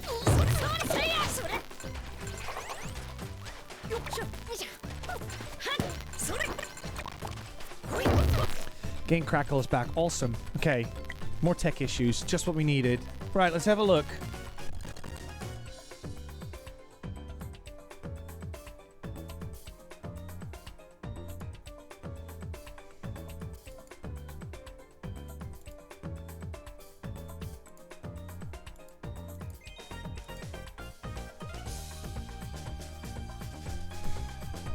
It fixed? Did it actually, though? You can be honest. Okay.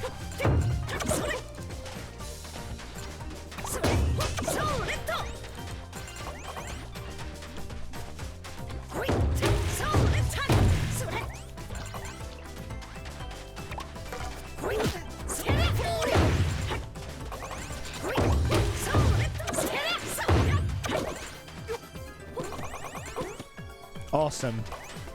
That's great to hear. Right, let's get into a... What was it called again? Eastern Hinge. See what that's all about. And go over here. I don't know how to describe this, buddies, but I said to Rosie, it feels like playing a Wii U game when you play this. I don't know what it is about that, but something about like the graphics makes it just feel like that.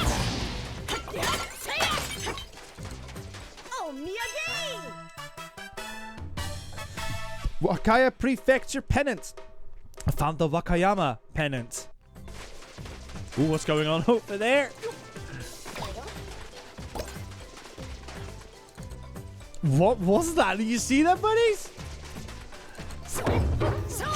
That shadow was just glitching out over there. Oh, man. Has anyone ever, like, done surfing in the chat? I think the best I've ever done is, like, just float in the water, and that's about it.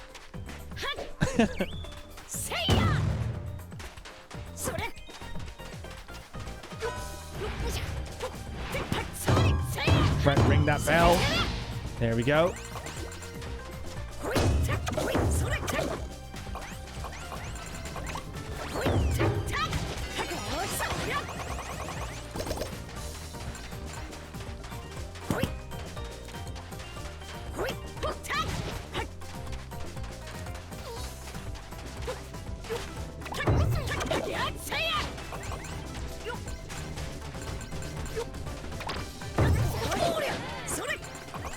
There's something about, like, beachy areas, buddies, that is just so pleasing to look at. I don't know what it is. Sorry, we're just gonna have to pause it. There's something just... Oh, forget it. I'll just do this first. Scoop says, oh, drawn by the scent of knowledge? Well, here's a nugget of wisdom for you. The world's first underwater mailbox is located in Sasami in Wakayama, Japan. Drop off a letter and it'll actually get delivered. There's no harm in having knowledge. However, how you use it is up to you. See ya. Yeah, there we go. So I wanted to quickly say, like, these kind of settings just never get tired in games, do they? Like, I just love... I'm not, like, the biggest fan of summer myself, but I really like summer settings in games. And, yeah, just this kind of stuff just instantly brings me back to games like... what is it? Super Mario Sunshine. I think I'm getting a little bit of like Mario Odyssey vibe from this as well. So it's just like a setting that I never get tired of. I really want to see a return of that in games, like with games like Chrono Cross, Final Fantasy X as well and stuff. Rosie says, Nico, if you could take one item to the beach, what would it be? I really like, I'll say a Desperados on the beach. So I'd probably take some Desperados with me. If I could, I'd probably take a lemon with it as well. Like I said, I'm not really like a drinker, as we know, but I really like a Desperados on the beach. So probably that. If you're looking for something non-alcoholic, it'd probably be like, I don't know, like a 7-Up or something. Billy Hatcher, that's such a good comparison. It absolutely is. Billy Hatcher had such like a huge focus on like primary colors, and that is absolutely what's going on over here. Well spotted, Kevin. Hey, yo, where did the ball go?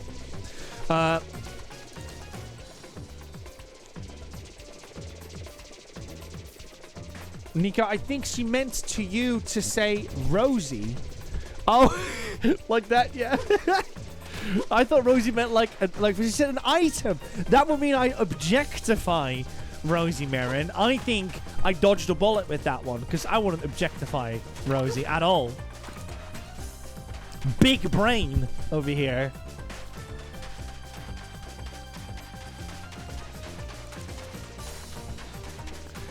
Sometimes some water toys could be fun as well, like a ball or a frisbee. Because yeah, playing some like volleyball-ish stuff in the water is a lot of fun, like passing a ball over. What's over here? But I think we're just like roaming around. Let me just focus a little bit more. So as I said, buddies, this is our Steam Deck episode. The first episode we're doing the second episode next week. What is it? After this, we're doing Slay the Princess. And I want to play that with you all, and I want to determine our decisions based on that.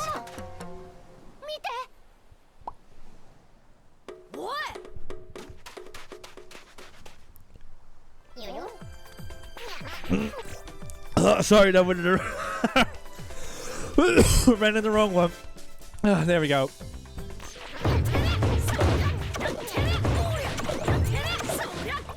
Look at Browsebow over here. No, Seth, I would not take. I actually don't like taking consoles to the beach and stuff at all. Browsebow, you okay? Big bro! Ah, that's your brother. You saved Browsebow. Thank you. Don't mention it. Just don't take your eyes off of her now, okay? There's all sorts of weirdos wandering around this place, so be careful. Oh, Bakeru's so cool. Browsby, repay Bakeru. If can help, I help. Oh, thanks. Okay, Browsby and Browsba, you two take care. Thanks, Bakeru. What was that all about? I didn't know you could speak dog. Yeah, to be fair, Kevin, obviously living in Bournemouth, would know, like, yeah, what you should take to the beach and what you shouldn't take. Yeah, I wouldn't take that with me. I'm always, like, panicky that my phone would overheat on beaches. Oh, we got yakisoba over here. Can we take some of that with? Sadly not. What's going on over here? No, I can't read the full thing. You can get some ice over here.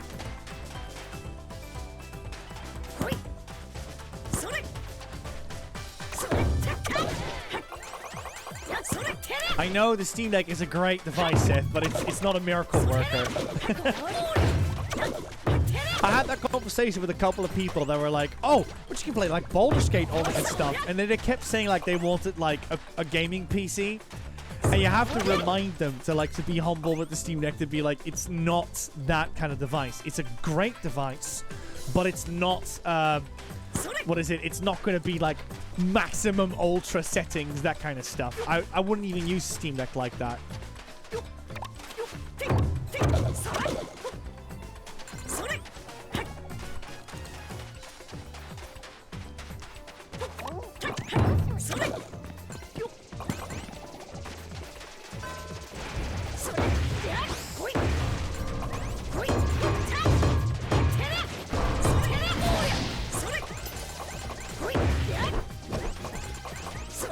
Yellow watermelons? Is that even a thing? Test these out. So I think if you are like an avid fan of Japan, I'm guessing that like knowing these locations would definitely benefit you as well. Oh, is it like infused? There we go. Is it like infused, Seth, where you can like, where some people like inject stuff in it? The summer last year, I had times where my phone wouldn't charge because it was at risk of overheating. I would just stop. It would just stop itself and give a notification. So back in the day, don't do this, by the way. This is bad advice. But what I used to do was I would grab my phone because it was waterproof, and I would put it in the water just to cool it off. But obviously, if you know anything about like defrosting a car or whatsoever, that's a terrible thing to do. So I was extremely lucky and it never broke. But looking back on it, I'm like, oh, you were in such a big risk of it all just breaking down and stuff. Of like the glass cracking and losing your phone in the process. What's the run button again?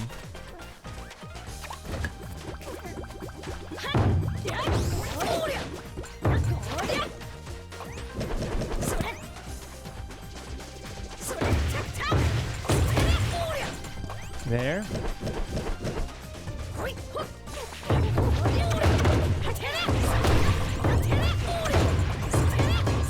Bang, bang, bang.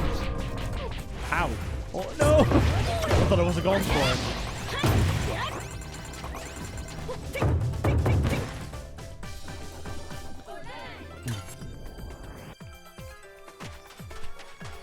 Honeydew melons and canary melons are, I believe, naturally yellow melons. I gotta see this. Feel free to post a picture in the chat, not in the chat, in the Discord, Seth.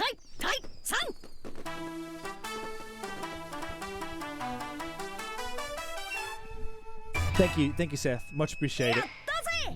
Yeah, I want to see that. That sounds so cool.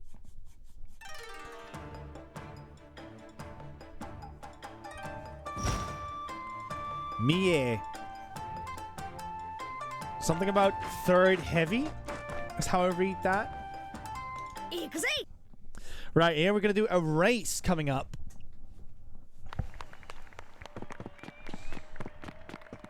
So yeah, this game has got lots of cool stuff in it as well. Yo! Oh, now we can do like a nice pan. Okay, here we go. Let's talk to him. So this is again very Gambara Goemon, where you not only just like explore and talk to NPCs and do all this kind of stuff, you also will have like ridiculous minigames coming up, because you can already gather where this is going. Here we go! We're now a dog car, baby!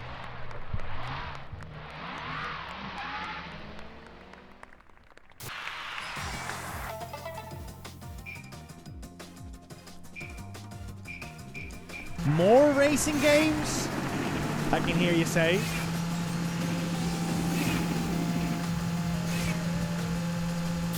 This game is so pretty.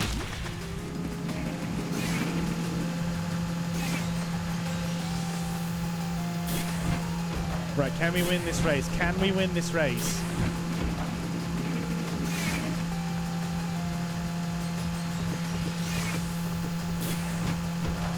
I do like racing games, Chucky. They're just not the most streamable games for our audience, I'm afraid.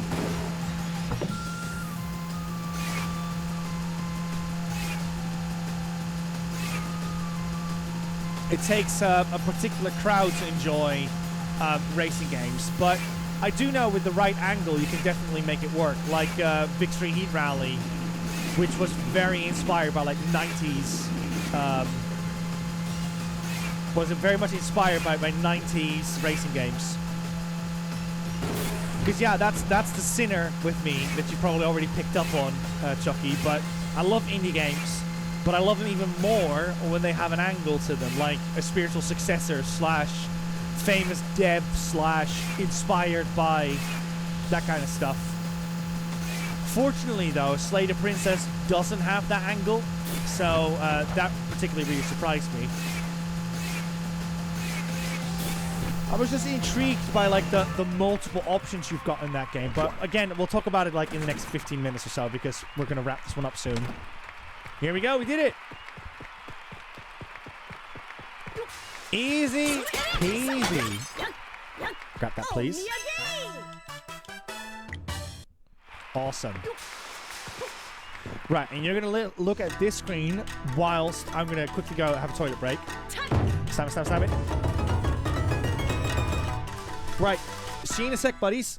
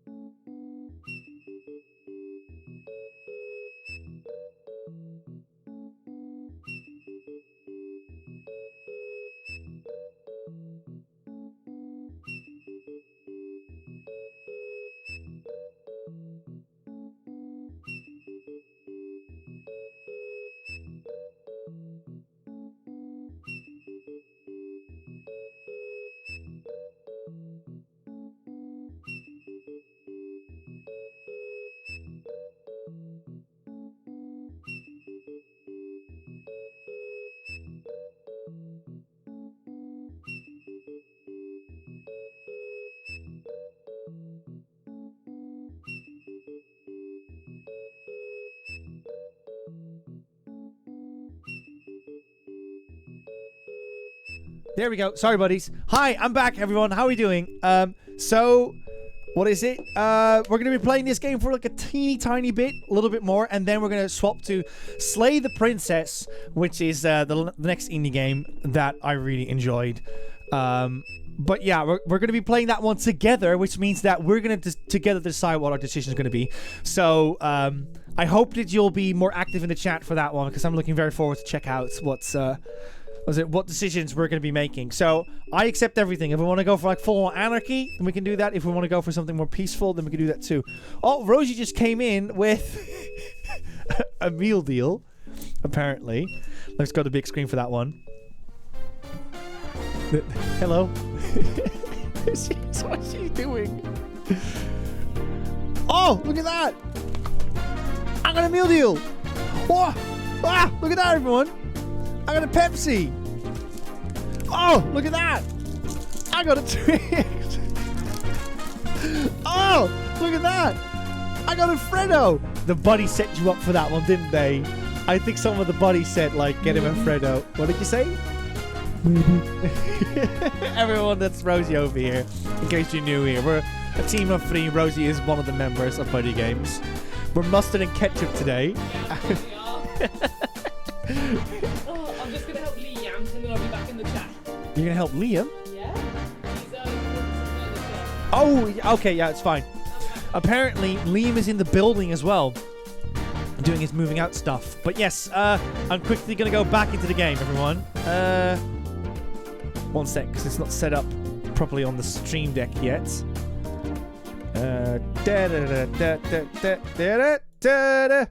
we go. We're back. I'm going to quickly munch on this.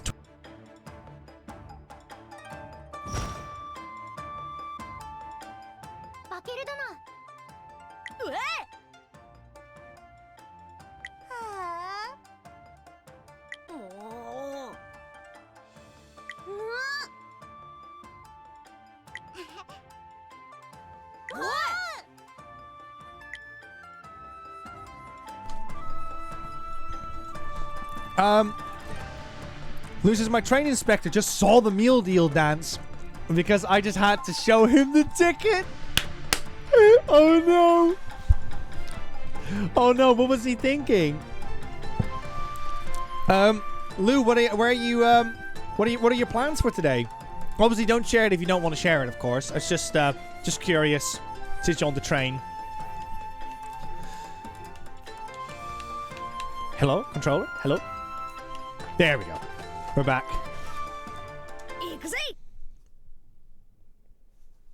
How is the mic audio, buddies? I feel like it's peaking a little bit, but it might be on my end.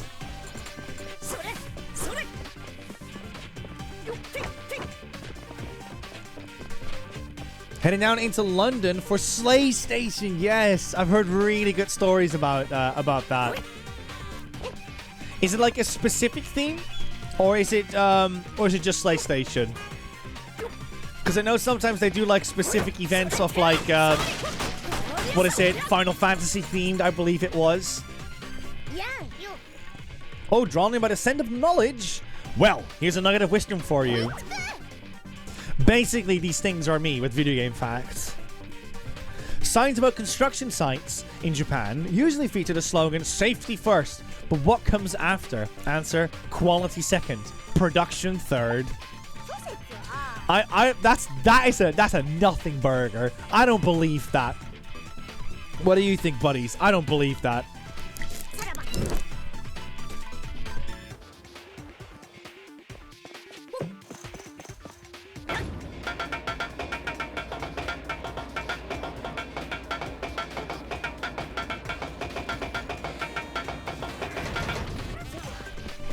I gave Rosie the controller for that bit, and you gotta trust me on this one, buddies. But it's so much fun to slam that one with like ding ding ding ding ding ding ding ding ding with your controller. What?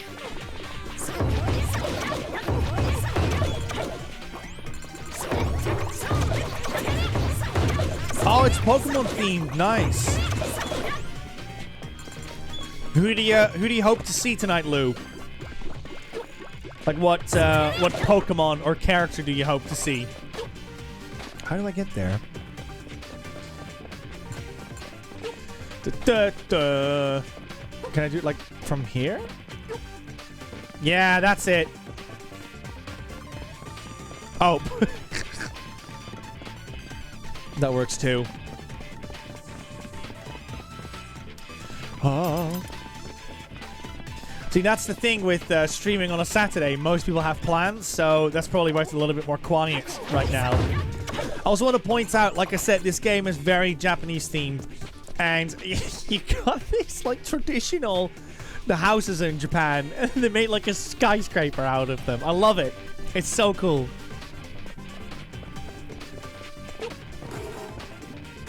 Pseudo-Wudo, hell yeah!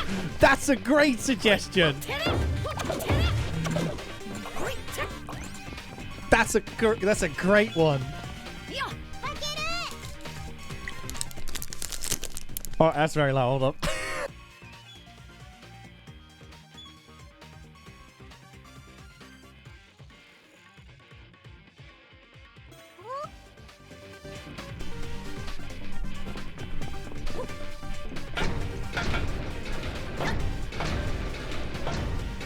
There we go. Yeah, exactly. Yeah, I can absolutely see something with that. Like I don't know, like a brown play suit, and you do something with like the green balls on the hands and stuff. It can absolutely work. Doesn't Pseudo-Wudo have like something on his head as well? Like, I can absolutely see that work.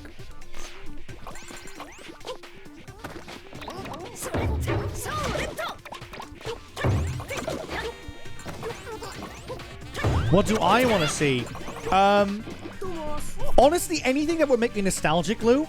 Like anything I'm like, oh, that character from like back in the day. So probably something from like Pokemon Gold and Silver I would love to see. Like, gosh, what is it? Like, I don't know, the trainers, or what is it? Courtney, perhaps, would be fun to see. That's kind of what I would probably go to.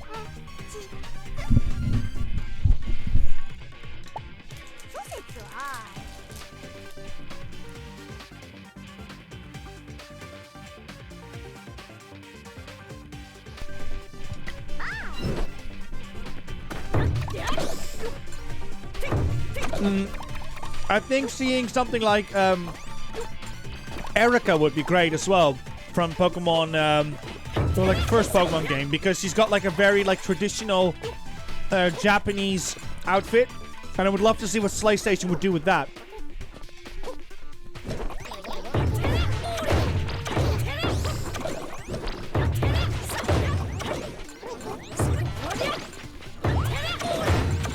Yes, keep us updated, Lou. Sounds good.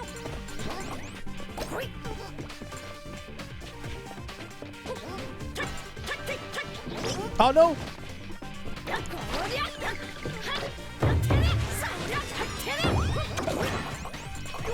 Actually, I just noticed the time. I think I'm gonna swap games, I'm afraid, buddies. Sorry about that.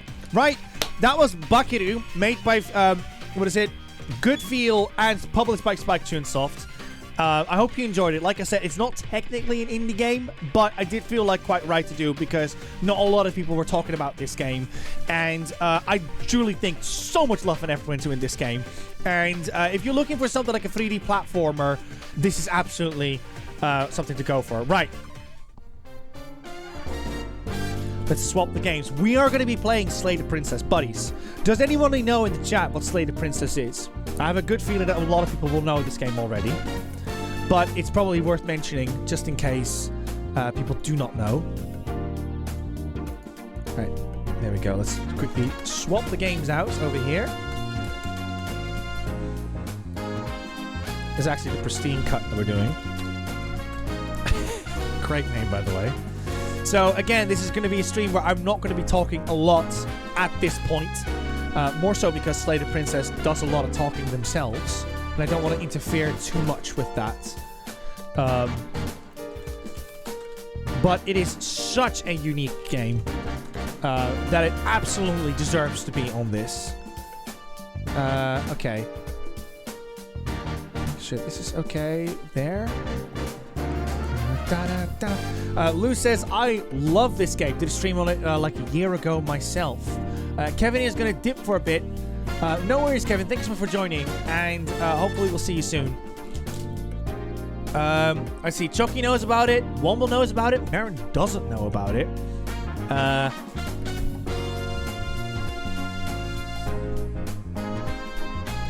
Roses, I heard about it. Okay. So I feel that explanation is in place. Slay the Princess is a game where you play as a character and you're being set out on a mission to kill this princess. And along the way, it gives you tons and tons of options as to what you can do. So you could, for instance, say, I am going to talk with her first before slaying her. Or, you know, I'll just go in, get the deed done. Or perhaps you don't slay her. And within all those options, there are options. And then within those options, there are options. And then within those options, there are options. It's bonkers. There's so many experiences with this game. It will take you hours and hours to fully experience the entire game, what it has to offer.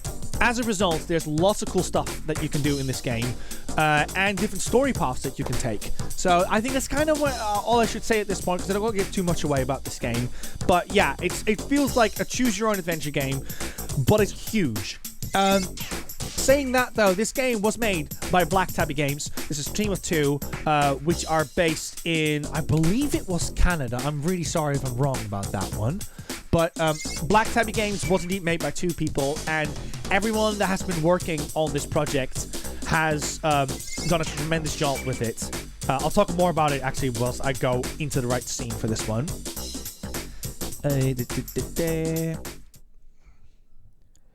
Here we go. Now, I will warn you immediately, this game is not for the faintest of people. This is a, this can be quite horrific, okay? Okay? So, just getting that out of the way whilst we're here. Oh my goodness. Okay, I know what I'm doing, buddies. I just want to make sure I do it like the right way. Okay, let's do this. And then do that. Did that work? Awesome. Okay. As I said, this is a bit of a creepy game, okay? There it is. This will give you like a bit of an ordered tonality. There is themes of body horror in this game. If you're not in the mood for that right now, This is come back in an hour. Come back for Pizza Tower. Just warning you for that one. Okay? Are we like in sync with that one? So yeah, what I wanted to say about this game is that it's impressively made because there are 2 voice actors in this game, as far as I know, maybe even a third one, but they deliver they've got such a huge task ahead of them to make these characters sound the way that they need to for the particular scene in mind. Because again, I don't want to spoil the nature of this game, but they need to constantly like change their voices around for something that's fitting, and they just do such a tremendous job with that. And as well, obviously, big props to the artist for this game, who has to constantly draw completely different styles, backgrounds, make something indeed like in a particular. Again, I can't give too much away, but like make something in this art style and then make something in that art style. It is so incredibly ambitious. This game is also on multiple platforms. I don't know if it's on Switch, but it's definitely on Steam and on PlayStation. Put it on your wish list if you're considering this game. Black Tabby Games absolutely deserves all the love for this game. Really, really surprised about this. So I won't go in depth about the stuff that I've done in my run, but what we will be doing is we're just going to do a completely new game, and we buddies are going to make the choices here. Medieval inspiration or something darker. I don't think this has anything to do with medieval, I'm afraid. Archduke of Prussia. Seth, buyer of games, says I'll at least see the gameplay first. I haven't seen a Pristine cut yet, so I'm really excited to see the changes. Yeah, Lou, I couldn't tell you what the changes are, I'm afraid, because this is my first experience with the game. But yeah, that's kind of like my ramble about it. It's made by 2 people. They've won a couple of awards. Wonderful for them. Everyone that was in charge of this game did a tremendous job, in my opinion, because it's like a humongous task to make this work. And to make everything just click into place, and just like bravo for it. Okay, we're gonna go into it now. Again, there's not really a poll system I can do for this because there's so many options. So just kind of pick the option that fits you, and we'll just kind of go with the vibe with it, okay? Because I want this to be a run that we do together on this one. Are we ready, buddies? Are we ready? Let's go. Let me know if you can hear the game. That's actually super important. You're on a path in the woods, and at the end of that path you should be able to hear is a cabin. And in the basement of that cabin is a princess. You're here to slay her. If you don't, it will be the end of the world. So for context, I have beaten this game, so I know already stuff, but I'm not going to tell you, of course. So yes. Oh no, wait, I didn't know that. Sorry. I played this with like what is it? With a with like D-pad and stuff. I didn't know you could like move the screen around. That's so cool. So we can explore the end of the world. What are you talking about? Have you considered that maybe the only reason she's going to end is because she's locked up? Killing a princess seems kind of bad though, doesn't it? Can't someone else do it? Forget this. I ain't doing this. Like, you can tell that was an answer I picked. Because I would just be like, okay, just forget it. I'm not gonna slay anyone. Have you considered that maybe I'm okay with the world ending? Do I get some sort of reward for doing this? Oh, okay. Thanks for telling me what to do. Sweet. I've always wanted to off the monarch. Vive la révolution! Or silently continue to the cabin, or turn around and leave. Maybe move the... Oh my goodness, you're right, Chucky. You are so right. Let's move that one. Thank you, Chucky. That is an awful streamer choice. There we go. Whilst we're out on that one, let's do this quickly as well. Pop! How did you do that? Revolution, says Seth. Yeah, so you can give me like a quick version of your answer, what you'd pick. But Seth so far says revolution is the only answer I'm seeing, so I'm feeling tempted to do this one.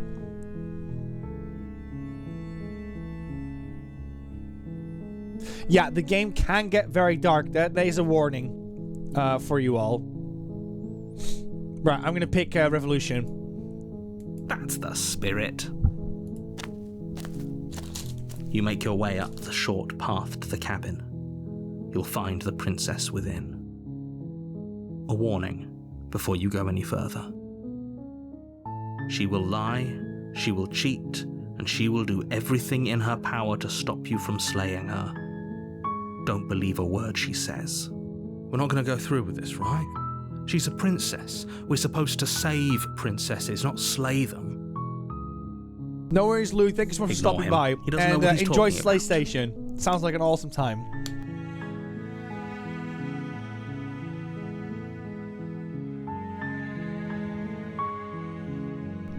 I'm not joking when I say I don't know if I said goodbye to you, Lou, because I was muted. But yes, have a good time at Slay Station. Yeah, as I said, it really feels like there's every option in the book you could come up with is in this game. It is incredible, especially when you consider it's only made by 2 people.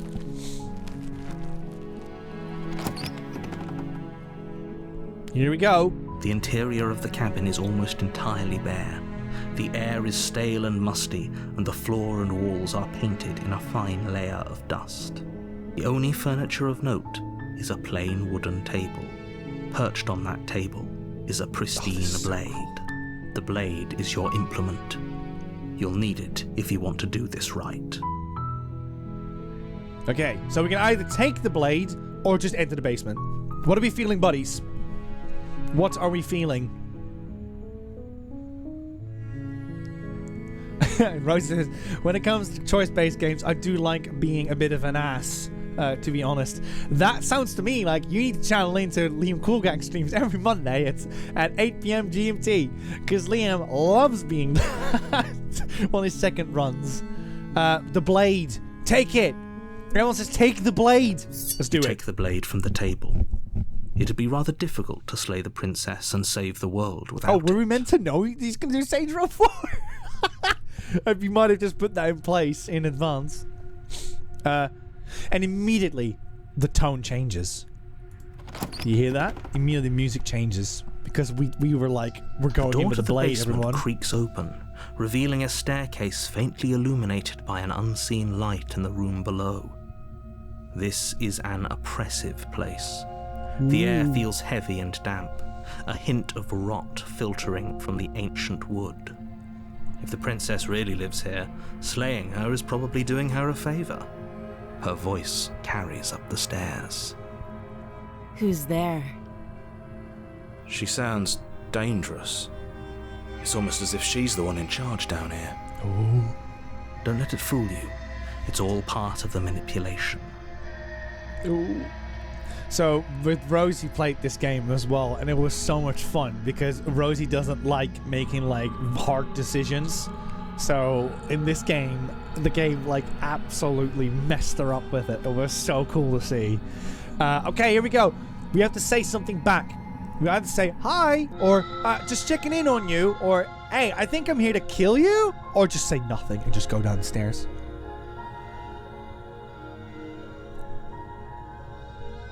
Here to kill you, says people. I just say hi, says Sam. Nothing, says Enceladus. Enceladus is a T800 coming in with a goal.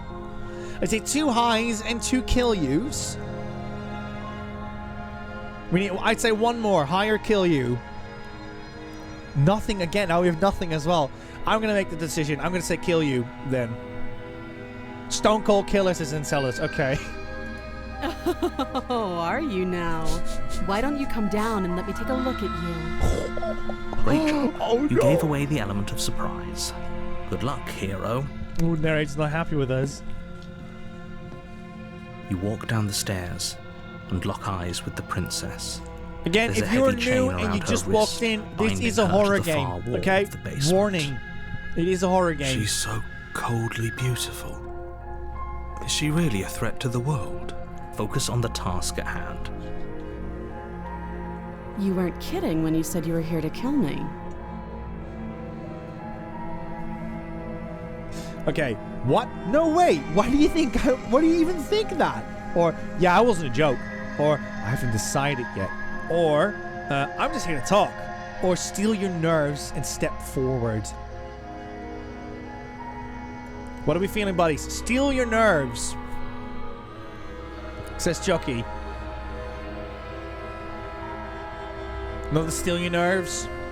Steal your nerves. That's free. Yeah, I'm going with that one.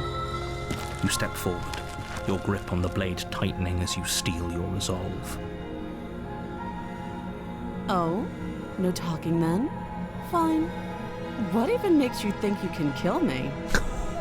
I'm probably chained up in this basement for a reason, right? And if that knife is the only weapon you have, you'll have to get close enough to use it. So, What if he's you going should just to throw drop it and then just get out of there? Best not to risk finding out what I can do. She's unarmed. If you hesitate now, it'll be too late. End this. Oh, dearie me. Okay, explore. What if she isn't bluffing? What if she kills us? Or are you sure she's not armed? I'm sorry, can we just talk? Or I'm not dropping the blade. We can drop the actual blade that we're holding or slay the princess. Just go in for the kill is what it says. Just do it, says Seth. Everyone is on a murder spree over here. Right, okay, we're doing it. Slay the princess. You lunge forward without a moment's hesitation. Oh no! You feel flesh easily give way We did it! and look Oh, down no! to see your blade already sinking deep into her heart. Look at her face! Oh. This is it, isn't it? Oh my god. I'm almost embarrassed. I should have seen that coming. But I have to wonder. Do you actually believe this was enough to kill me? So It's it like says. she's And that's the convinced she game. can't die. Yes. Wait, what? Even as she lays there dying, she entirely believes herself to be alive and well. But it's over, isn't it? She stopped breathing moments ago. That arrogant look still plastered on her face. But is it over? Really over? Oh, okay. We got choices, buddies. It's not over yet, apparently. Of course it is. She's dead. I'm not sure. I feel like she... I'm not sure. I feel like she has to have some kind of trick up her sleeve. Of course not. That was too easy. What are we feeling, buddies? Not sure. Of course not. Of course not. Of course she is dead. Of course not. I see of course not twice. I see 3 times now. Okay, of course not. That was too easy. It's over. Don't get all worked up. We should make sure. What's the harm in checking for a pulse? I really don't think you should do that. And why shouldn't we? Is there something you're not telling us? I've told you everything that's happened with complete accuracy. She's so good. The princess is You know what I mean? dead. Your blade pierced her heart. There's no coming back from that. Oh dear. Buddies, I'll be honest, I haven't had this yet in my run, so this is very interesting to see where this goes. Remove the blade, check for a pulse. You're right. She's dead. Let's get out of here. What are we feeling? That's what I mean, Chucky. Do you feel the nerves? Check, remove, leave. I see a lot of remove, 2 removes, 3 removes, 4 checks, 3 removes. I think we're gonna go with check. You lean down and place your hand against her neck, holding your breath as you search for a pulse, even though you know you're not going to find one.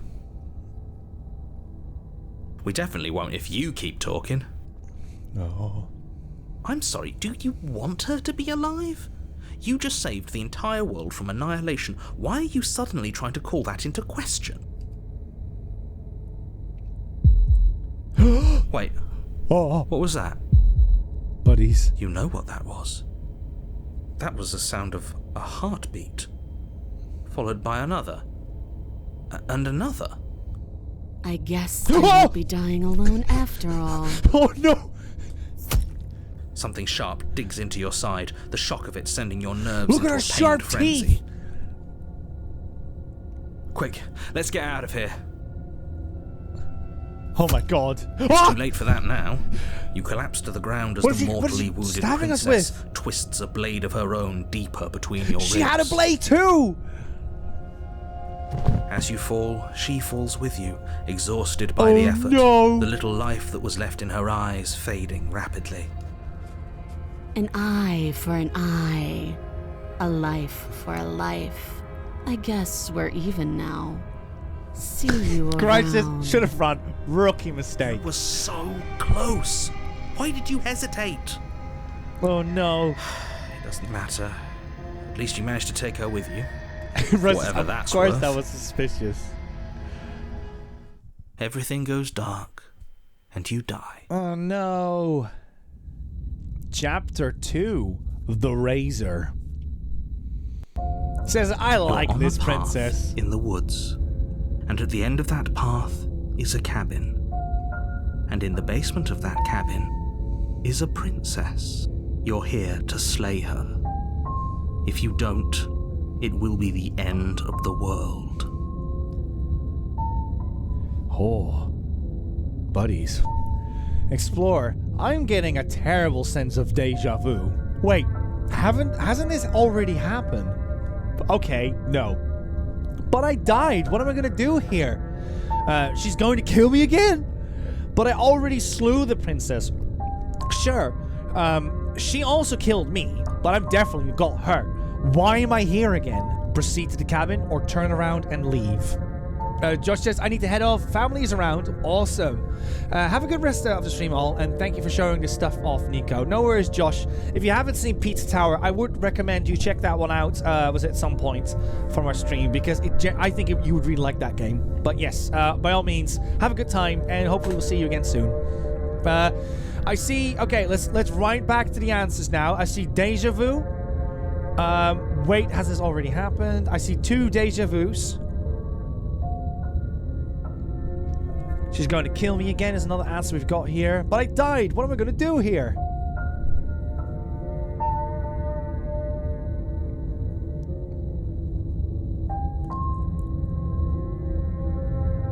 Let's see. Sam says leave. I see 2 leaves. Turn around and leave. 3 leaves and 2 deja vus? Yeah. We're gonna leave. Turn around and leave. And away we go. Good call. Seriously? You're just going to turn around and leave? Do you even know where you're going? Okay, we got more options. Okay, fine. Your persistence. I'll go to the cabin and I'll slay the princess. Ugh. Okay, fine. I'll go to the cabin and I'll talk to the princess. Maybe I'll slay her. Maybe I won't. Guess we'll see. Or you could lie and say, hi, I'm definitely knowing where I'm going. Nope. Or we can say, the only thing that matters is where I'm not going. The cabin, I'm not going. The cabin, I'm not going to the cabin. I'm actually pretty okay with the world ending. I relish the coming of a new dawn beyond our own. Gotta go walk in the opposite direction now. Or quietly continue the path away from the cabin. So, okay, we got, you're persistent. I'll go talk, but I'm not sure. I'm not know where I'm going. Okay with the world ending. Pretty okay with the world ending. Okay. We're getting, so this one is winning. World ending. Okay, I see 3 of them. I'm pretty okay with the world ending. I relish in the coming of a new dawn beyond our own. Gonna go walk in the opposite direction now. There won't be a new dawn if the world ends. There'll just be nothing forever. Fine. I suppose you just quietly continue down the path away from the cabin. That's strange. It looks like this path also leads to the cabin. How Whoa. convenient. Everything's back on track again. Maybe the world can still be saved. We got after all. bamboozled. Okay. Okay. I'm going into the cabin. Sheesh. Or turn around again and leave again. So you want to the cabin. Turn around.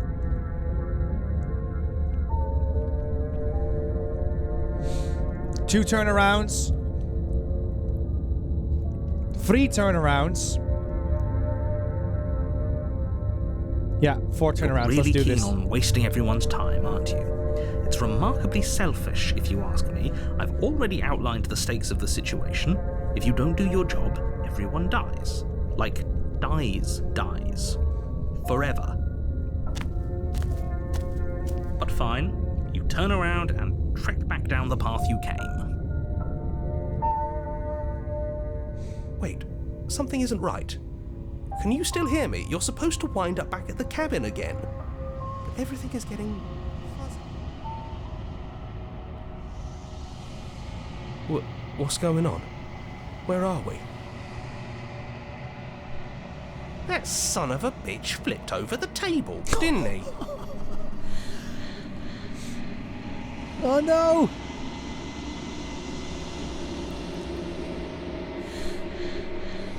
The world around you is unwound. Its physical matter replaced into nothingness. It is quiet. There is a distant rumbling, a sound of many sounds. Undulation pulses louder as something other comes close.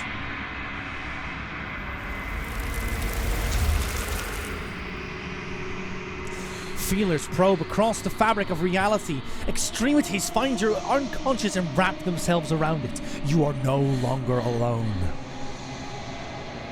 Resistance. Fingers drag claws across the glass surface of your soul. Frustration. This vessel is full of you. I need something empty I crawl inside of. I need something shaped like me. This is a nightmare. Wake up or embrace the thoughts constricting you.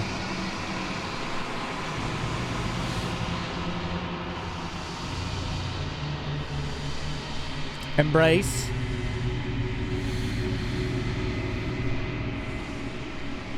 I see wake up, embrace. 2 embrace, 2 wake up. 3 wake up. 3 embrace, 4 wake up. 5 wake up. It's wake up. It's not. Oh! We done goofed. You're on a path in the woods. We done goofed. And at the end of that path is a cabin. And you're here. There we go. We're back here now, buddies. Oh dear. The end of the world. What are you talking about? Have you considered that maybe the only reason she's going to end is because she's locked up? Killing a princess seems kind of bad though, doesn't it? Can someone else do this? Forget it. I'm not doing this. Have you considered that maybe I'm okay with the world ending? Yeah, we're doing well, Rosa. Do I get some sort of reward for doing this? Oh, okay. Thanks for letting me know what to do. Sweet! I've always wanted to off a monarch. Vive la revolution. Silently continue to the cabin or turn around and leave. Marin says, forget it. I'm not doing this. Continue to the cabin. Reward. Silently continue. Let's do reward. Yes, but you'll have to slay her before you get it. Okay, there you go. We've done that one. There were 2, I think, silently continue. Or no, one's for continue, one forget it. Let's do silently continue. You make your way up the short path to the warning. We'll skip this because, again, we've had this. Proceed to the cabin. The interior of the cabin is almost entirely bare. The air is stale and musty, and the floor and walls are painted in a fine layer of dust. The only furniture of note is a plain So, we got another wooden option table. again. Perched on that table. Are we going to take the blade with us or not? The blade is your implement. You'll need it if you want to do this right. I don't like people telling me what to do. Is this Marin? Leave the blade. Take the blade. We know she has a blade, says Chucky. I think Chucky's trying to say take the blade. I see 2 leaves, 2 takes. 3 leaves, 2 takes. Not, it doesn't kill, anyways. I say 3 takes, 3 leaves. 4 takes. Okay, we're taking it. You take the blade from the table. it'd be rather difficult to slay the princess and save the world without it. Can I just say, buddies, this is the beauty of the game. Like, already looking at the chat right now, so many of you would go for a different option. That is really cool. That shows you that the devs knew exactly what they were making with this. Creaks So open, cool. revealing a staircase faintly illuminated by an unseen light in the room below. This is an oppressive place. The air feels heavy and damp, a hint of rot filtering from the ancient wood. If the princess really lives here, slaying her is probably doing her a favor. Her voice carries up the stairs. Who's there? She sounds dangerous. It's almost as if she's the there one a in crackle charge again? down here. Don't let it fool you. It's all part of the manipulation. Where's... There. Some crackling. Okay, let's see if this works. Let's fix that first. Did that do it?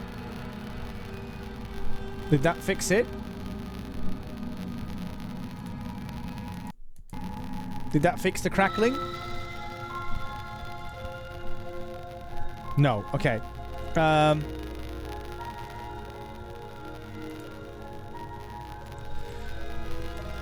Let's see. Let's see. Sometimes swapping this seems to work. What about now, buddies? What about now? Better, but is it gone? Okay, it's gone. Awesome. Okay, yeah, sometimes it just needs a reset. Yeah, it's all technical jargon. I'll talk about it with Liam. Again, we're not really normally streaming on computer, so that's probably where things just go a little bit wrong. But yeah, let's go with this. So, we got 4 options. Hi, checking in, kill you. No, I think I'm here to kill you. Or continue down the stairs. Continue. And Celadon's coming in. I'm here to kill you.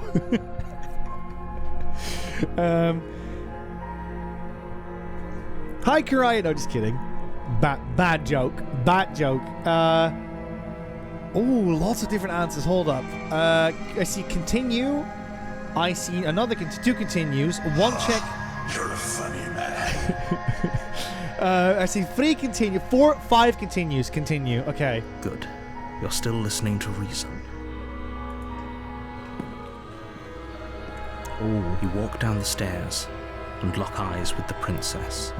There's a heavy chain around her wrist, binding her to the far wall of the basement. She's so coldly beautiful. Is she really a threat to the world? Focus on the task at hand.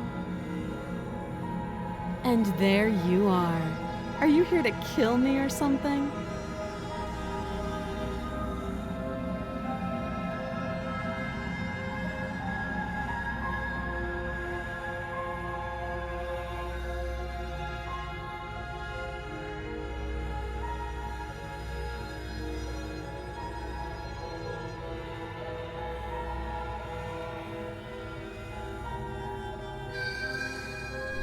Oh, sorry, that was not a button that was meant to be pressed. Okay, so what? No way. Why do you even think that? Okay, yeah, you caught me. I'm here to slay you. Nuh-uh. I haven't decided yet. I'm just here to talk or steal your nerves and step forward. 1 nuh-uh. 2 nuh-uhs. I see 4. Yeah, it's nuh-uh. Then drop the knife. We should. It'll go a We've long been way called to out, building buddies. trust with her. Don't you dare. It's fine. We can decide what we want to do after we talk to her. Maybe she really is a monster, but killing someone in cold blood isn't very becoming of us.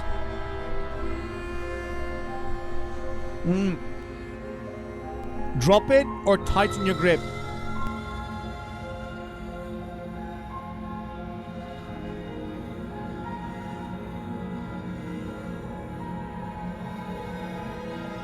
One drop, 2 tighten, 2, 3, 4 drop, drop. The blade tumbles out of your trembling hands and drops to the floor with an unceremonious clang. So we came in with the Thank you. intent of killing Maybe her, now and we we can dropped the just knife. That is, talk. there's no way this is going to end well, buddies. Like, and Celadon Against and your Seth better were right. We judgment, came in. You step forward to Now we've speak with the set her. princess face to face, unarmed. We'll be fine. I don't know what you're hoping to accomplish here, but I can assure you there's no reasoning with her. Buddies, have you heard Just of a make theory sure you called don't forget Chekhov's about gun? the blade on the floor. That's what my We're mind going goes to right read now. it. So here we are. What an awkward start to a relationship.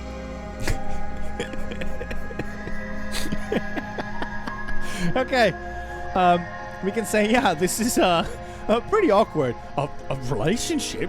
Are you coming on to me? How would I get you out of here? Or I'm here because you're supposed to end the world. There's people out there who think you're going to end the world. What do you think you have to say about that? Or, oh sorry, there's more about this. What's your name? How long have you been down here? Do you know why I'm here to kill you? Okay, we talked enough.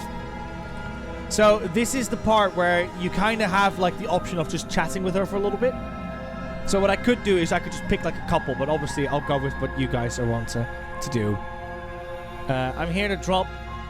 Supposed to end the world. Talk enough, says Rosa. Just dun dun dun dun dun dun.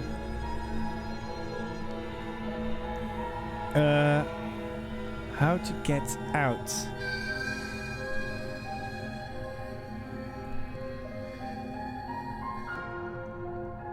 Ooh, a lot of different answers. Let's pick a couple. You can't. Don't bother. I'm guessing you don't have the key then. I'm sure there's a key somewhere around here, and if there isn't... well, we can always put that knife to good use. Her sharp eyes settle on the edge of the blade. She is. I'm sure of it. Sorry, I missed that one. She's suggesting what I think she's suggesting, right? Name, says everyone. Let's see. Where's the name answer? What's your name? She hesitates. Welcome before back, Rosie. answering. Our first run, we slayed the You princess, can but the address me princess as your slayed us. Royal Highness, And then we walked or into Her the woods, Majesty. and then we got game over. Any honorific should do, really. Note the lack of detail. You can't trust her. That's what the audience picked, yes, Rosie. I saw people saying a relationship as well. Don't jump to any weird conclusions. We're two people who have met each other. By definition, we have a relationship.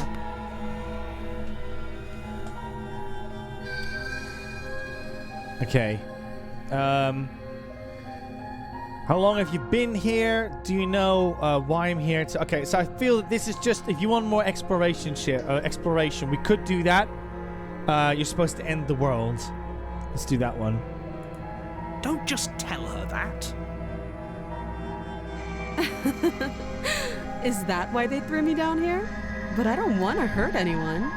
I like the world, I think. Oh. I don't remember much about it, to be honest. I've been down here a long time. How does one just how long has she forget the been down world? there? If I'm supposed to be capable of ending the world, then how did I wind up here, chained to a wall? Have they told you why I'm allegedly so dangerous? Ooh, those eyes. We can deflect now. Oh, we got way more options. Okay, we're gonna go through this again. Deflect. What are you going to do if I let you out of here? I've been told enough. I was hoping you'd tell me. No, but I'm sure they have their reasons to keep that information secret from me. No, and if I'm being honest, I'm more inclined to trust you than I'm inclined to trust them, or remain silent.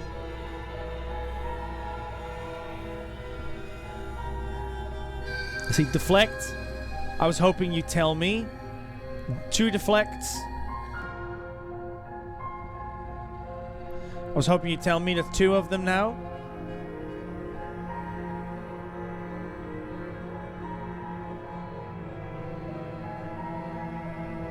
Remains.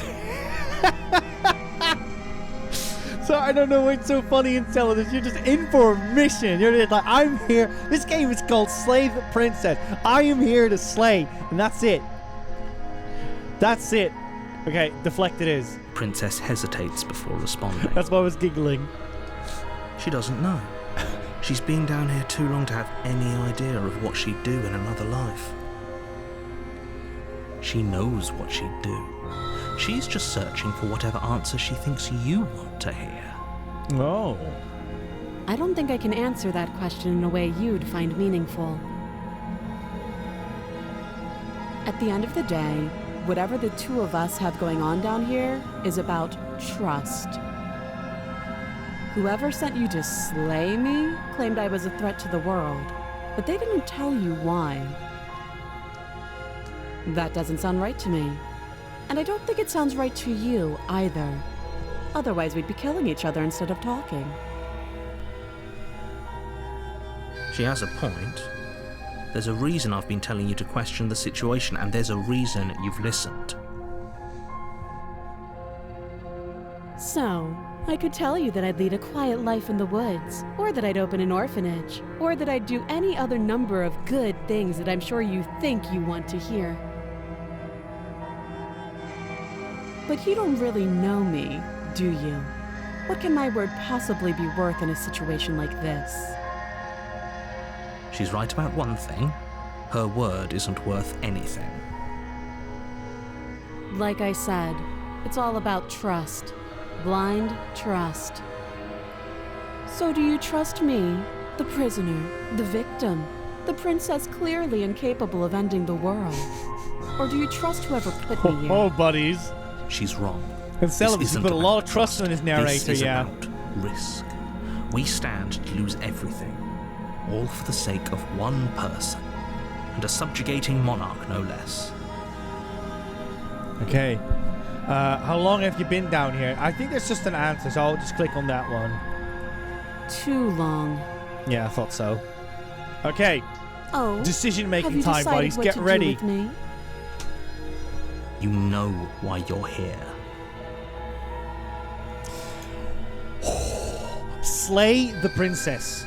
I'm getting you out of here. Examine the chains. I'm going to keep you locked away down here, at least for a bit. We can get to know each other better while I decide what to do. Keep her locked away. So we got slay, examine, or lock, I'd say. Out, I see 2 slays, 2 out of here's, 3 get out of here, 3 slays, 4 get out. Okay, get out it is. I'm getting you out of here. You have to be kidding me. You walk up to the chains binding the princess to the wall and give them a tug. They're large and heavy, far too solid for you to even imagine trying to break them apart. If you don't have the key, maybe you should go looking for it. I'm sure it's somewhere upstairs. Oh. Doubtful. Whoever locked the princess away down here intended for her to never see the light of day. They wouldn't have just left the key to her chains somewhere in the cabin. Oh. And if there isn't a key, do you have any ideas? Besides me cutting you out of there, I'm going back to check upstairs. Maybe the key's still lying around somewhere up there. And if not, maybe I can at least find something to break you free. So one of them is just utter chaos, and the other is the sensible answer. So I'd say chaos or sense. What are we doing? Upstairs. So 1 for sense. 2 for sense. 1 for chaos. 3 for sense. 2 for chaos. 4 for chaos. It's no, 3 free. 4 free. Yeah, upstairs. We're going upstairs. I'll be here. You attempt to make your way out of the basement, but the door at the top of the stairs slams shut. You hear the click of a lock sliding into place. Ooh. I love that the Someone chat else is here. like evenly adjusted for this one. Okay, so the door's locked. We can explore. Hey, let me out of here. Try the door or just return downstairs. Because, yeah, where else are we supposed to go?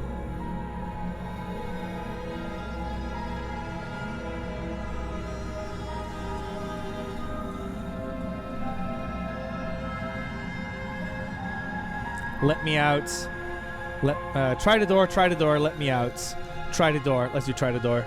You try the door, but it's locked from the outside. You're here to slay the princess, and you won't leave until the task is done. Oh dear. What's going on? We tried the door, that didn't work.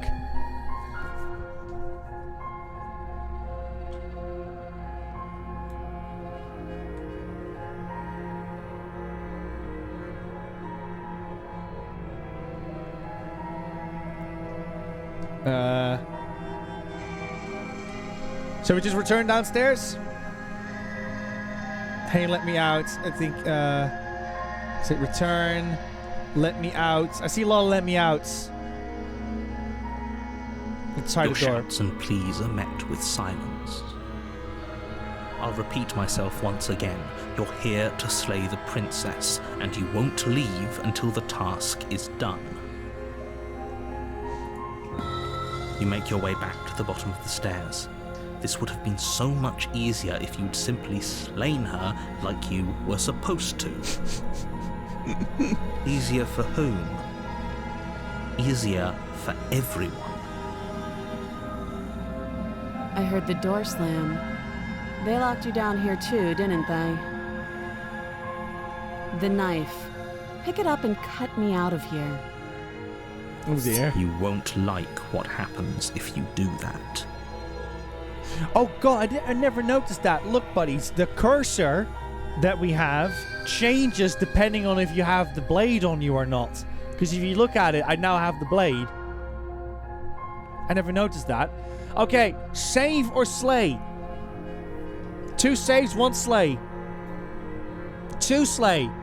2 slay, okay, so... Save, slay, save, slay, save, save. The save is winning. Against your better judgment, oh my god, I hate place that the one. blade against the princess's arm, just above the massive, unyielding chain. You know, this is a horror game, cut buddies. into her flesh. The blade is sharp, and you make quick work of it. Before long, you're able to crack through bone. She pulls the bleeding buddies. stub of her arm through the iron gauntlet. She didn't so much as utter a sound.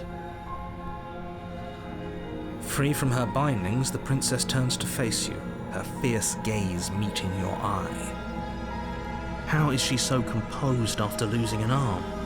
It's like she isn't even bothered by it. Thank you. Now let's get out of here. Well, there's only one option. No, we won't have any of that. Oh my the god, stakes there's are blood too on the high. cursor You now can't too. just let That's her so escape cool. into the world.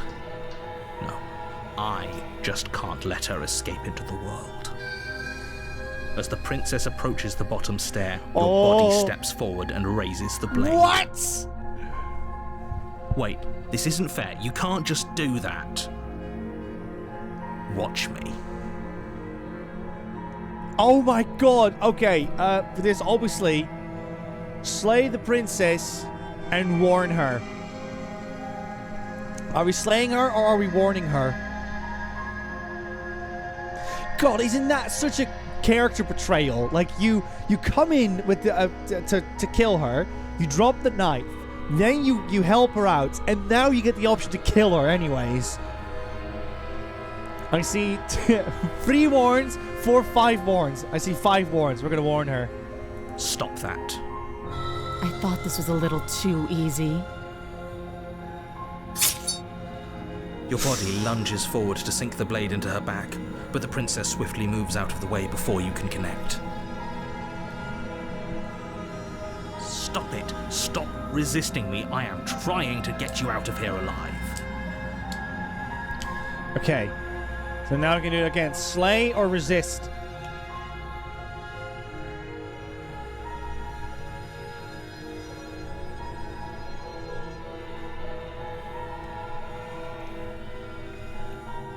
Three resist.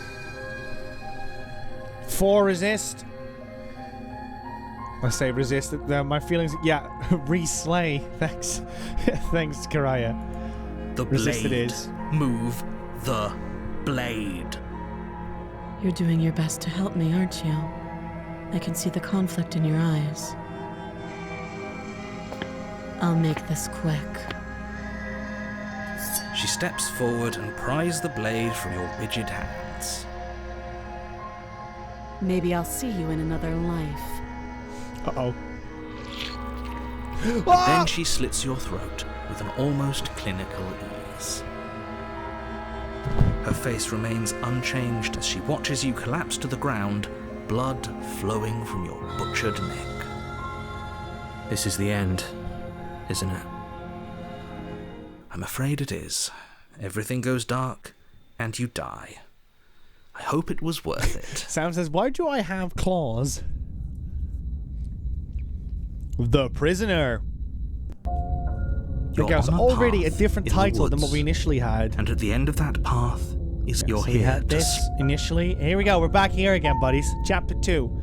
I'm getting deja vu. Hasn't this already happened? Okay, no. But I died. What am I doing here? Oh, you. You're in for it now. I'm wise to your tricks. Proceed to the cabin or turn around and leave. I swear if you all pick turn around and leave, you're doing yourself a disservice.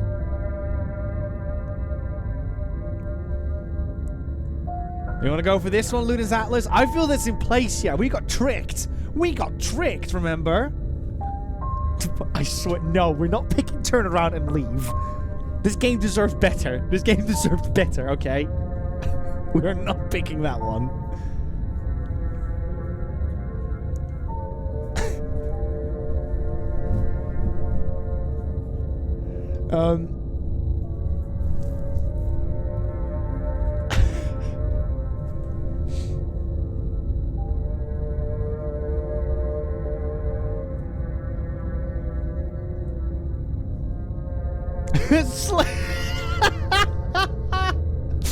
Cylinders, calm down, calm down. We'll get to that. Yes, kill. Any percent run, say the princess? No. I think we should just go proceed to the cabin. I mean, to be fair, we could squirm this one. My tricks? What on earth are you talking about? We've just met for the first time. Don't forget what he did to us the last time around. I wouldn't trust a word out of his mouth. Ooh, the There's voice got is to be a way skeptic. out of here, for us and for the princess. We just have to keep trying. You know I can hear you two, right? It's going to be a lot harder than you think to keep secrets from me. Sorry, I just skipped that one.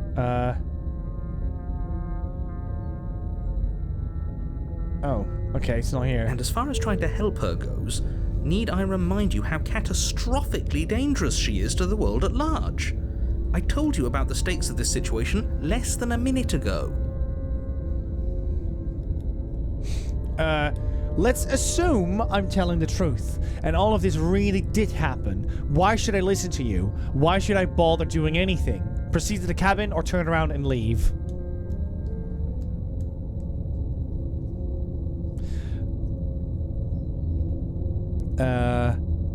From hero to skeptic. Yes, explore, says Luden's Atlas.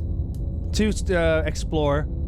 Remember, the explorer answers tend to be kind of safe. It could put you on a particular path, but they're usually very good for, like, if you want to get more information before you make a choice.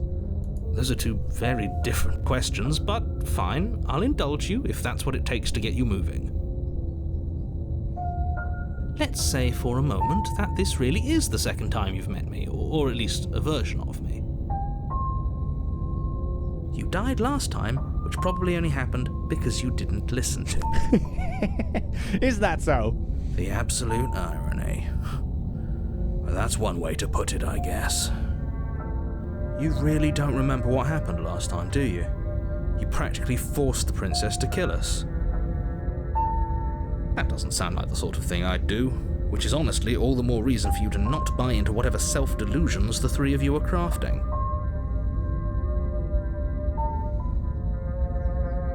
But this is a thought experiment, so I suppose I'll continue to give you the benefit of the doubt. There is Atlas. If I did practically force the princess to kill you, it was probably for a good reason. Did you try and free her? Did you say something really mean to me? Because if I really did what you said I did, you probably deserved it. I'm a Wow. professional, after all. Brutal. Sure you are. Anyway, I believe your second question was, what's the point of doing anything? If you're asking that, it sounds to me like you're making the rather dangerous assumption that your actions last time around didn't have any consequences. What do you mean? Of course there weren't any consequences. You forced the princess to kill us and now everyone's right back where they started. That sounds pretty consequence-free to me. Yes, but in this purely hypothetical scenario, that begs the question of how you got back here. Did time simply rewind itself, or were you instead transported to a different world entirely? If it's the latter, what do you think happened after you died? Do you think the people there lived happily ever after? Or do you think that the princess, left unhindered, brought about the end to everyone and everything, just like I told you she would? What a conveniently ambiguous group of things for her to ruin. For all we know, the princess left the cabin and never saw another soul. Oh, how I wish that were the case, but if the princess weren't a certain, inevitable threat to the world, the four of us wouldn't be here. And yet, here we are. You're talking in circles. No, I'm talking in facts. Okay. We can explore, proceed to the cabin, or turn around at this point. You got 5 more minutes, buddies, just to let you know. And then we have to swap to the final game of this this one. Explore, I see. Proceed. Proceed. Free proceed. Let's proceed.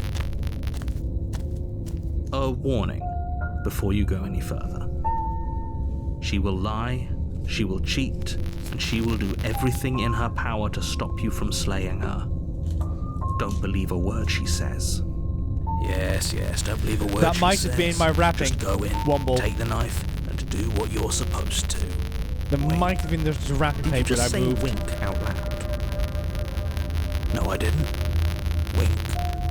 Just ignore this clown and focus on the princess. Okay. Got it. Right. Let's fix that quickly.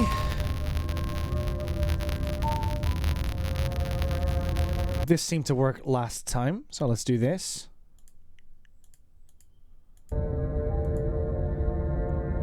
Did this work? Is it gone?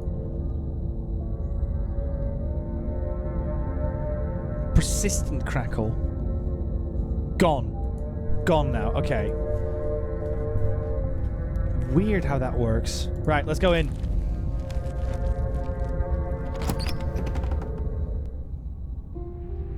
The interior of the cabin is less a cozy woodland retreat. Hey, and look at more that. like a dungeon. A few pathetic wisps of Things starlight changed. attempt to illuminate the cold, uninviting stone walls, and thick, wrought iron bars barricade the windows, reminding anyone who enters that this is a prison. The only furniture of note is an iron table, bolted to the floor, a pristine blade perched on its edge. The blade is your implement. You'll need it if you want to do this right. Ooh. Okay, explore. He didn't say anything about the mirror on the wall. Explore. This whole cabin is different than last time. Approach the mirror, take the blade, or enter the basement. Yeah, for the sake of it, I would probably ignore these, buddies. This is definitely stuff that's interesting about the game, but I think for the sake of time, you probably want to pick between these two.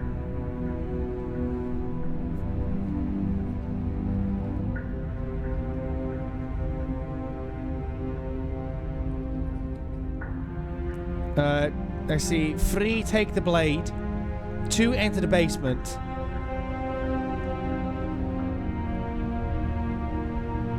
I'm gonna go by take the blade.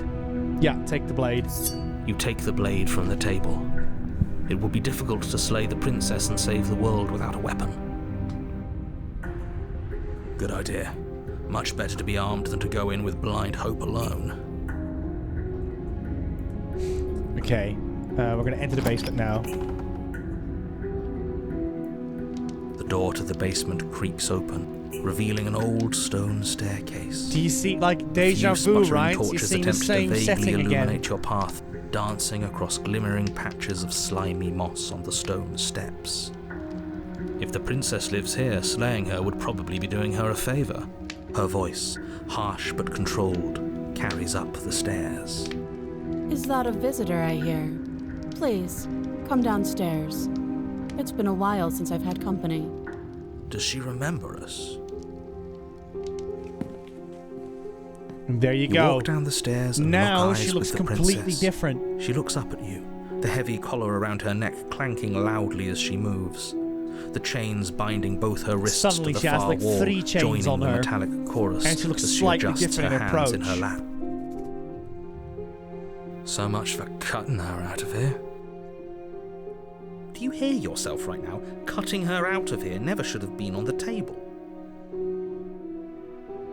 So yeah, Have it's you like the noticed game the is empty saying, chain well, on if the you're going wall? to cut her arm Odd that off, in a place where everything this seems time to serve a we will distinct protect purpose, the princess by there would putting be a chain something on her so neck. obviously Because good luck cutting her useless. head off. That was there last time too, wasn't it? It was. What an interesting development. Why don't you have a seat? I The think... two of us should chat before you bury that thing in my Circles is heart. off! No, what is it? So I'm going to cut it over here for now as well. I'm going to go back on webcam.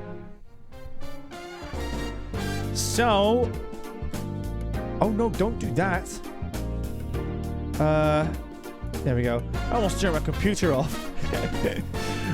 There we go. So that was Slay the Princess, the Pristine cut. Now, granted, we didn't really explore as much as you could do, but the gist of the game is that your decisions determine the outcome of the game. So, like, if you go on a particular pathways, you get your own version of that story as a result, as you noticed. And as a result, you have, like, tons and tons of variations of outcomes that you can pick. Because, again, I don't want to spoil anything, but that kind of gives you the idea of, like, what happens if I just go in and just slay? What happens if I don't come in and I don't slay? What happens if I come in and I pretend that I'm not going to slay, but I slay? Right? That kind of stuff. That's what Slay the Princess is all about. And the layers that this game introduces every time you do an action makes this game so interesting, because again, it leads you on different pathways and different princesses as you solve. So that's the gist of that game. It's a wonderful choose your adventure game, and I highly recommend it for those who want to basically play something where you're like, oh, I kind of like visual novels, but I wish there was a little bit more variety in it rather than just a linear story. And as a result, everyone has a different approach and different outcome in this game, which is wonderful. So the cool thing about the princess is that obviously the kind of behavior that you have is the kind of princess that you shape her to be. So everyone's ideology of what the princess is like or how she acts is completely determined on what your moral compass leans on, which I love, because that means everyone has a princess that they somehow relate and whatever to. But yeah, that's the gist of that game. Wonderful indie game by 2 people, like I said.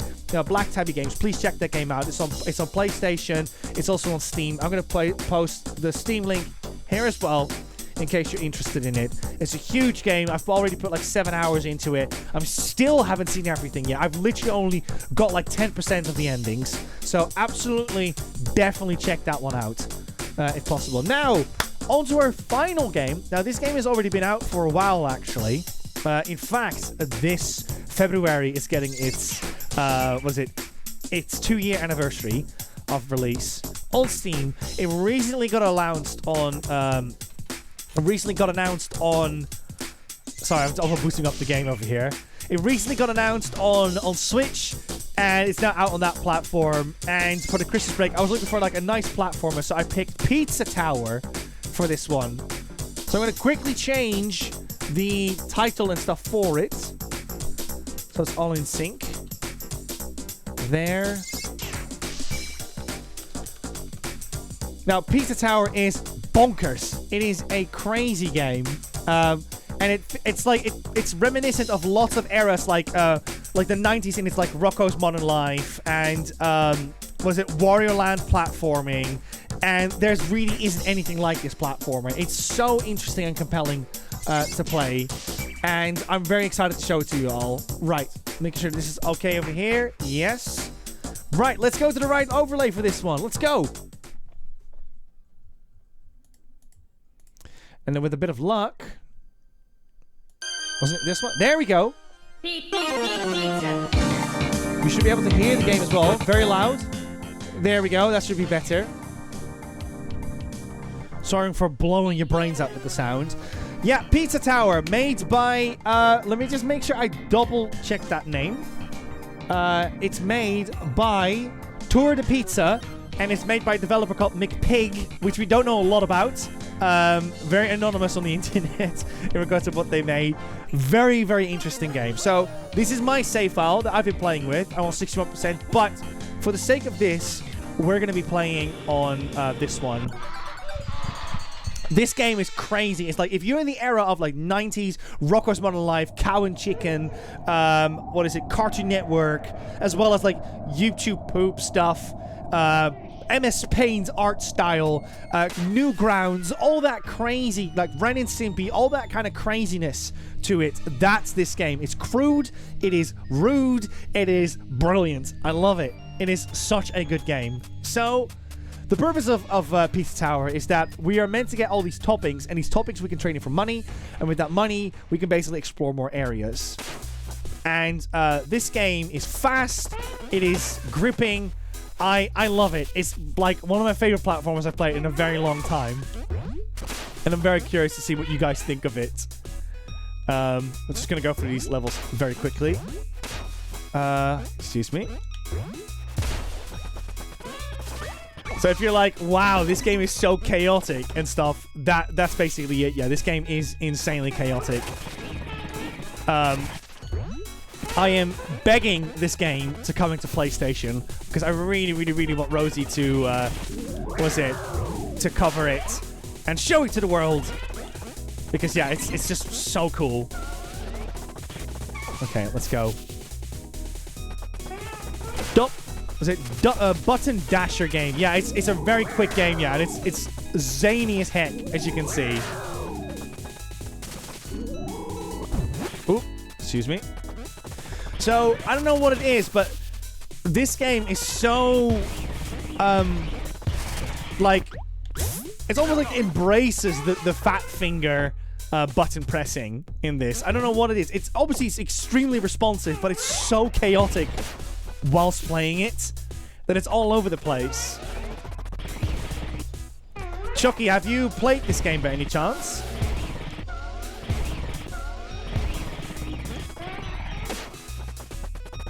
I don't know how much you actually play on was it on PC and stuff?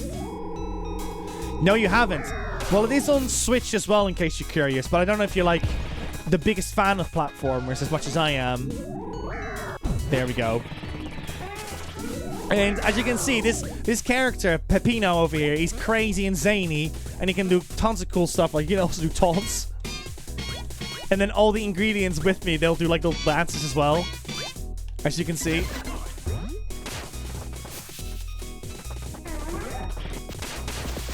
Oh, let's grab him.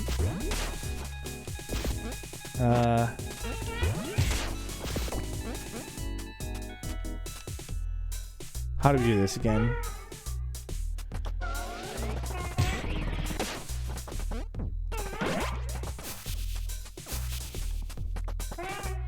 There we go.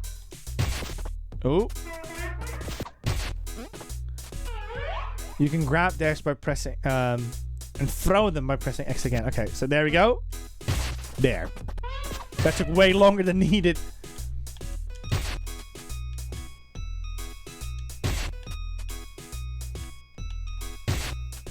Okay, we have to hit that target on top, apparently. There. That's it. Why is this making me think of Toe Jam and Earl? You're not wrong. I'd say Toe Jam and Earl is a pretty good comparison to this. So, what I've just done is I've just hit this pillar, and what you got to do, and this is very creative for those who haven't played any games like WarioWare yet, you have to go back into the stage and do the entire stage again. Which is awesome. I don't know if that was meant to act like that. There we go.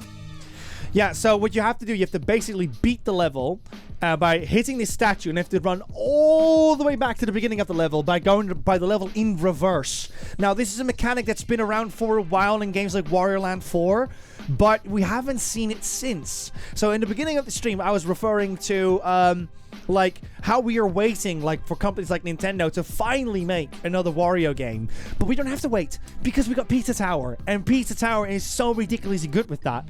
So that's why I wanted to show this one off, because I had so much fun with this one on my Christmas break. I mean, I loved also showing this one to Rosie, and I felt that this game was the most enjoyed when playing in like short breaks. Ooh. And as you can see, like if you look at the background, this game is nuts.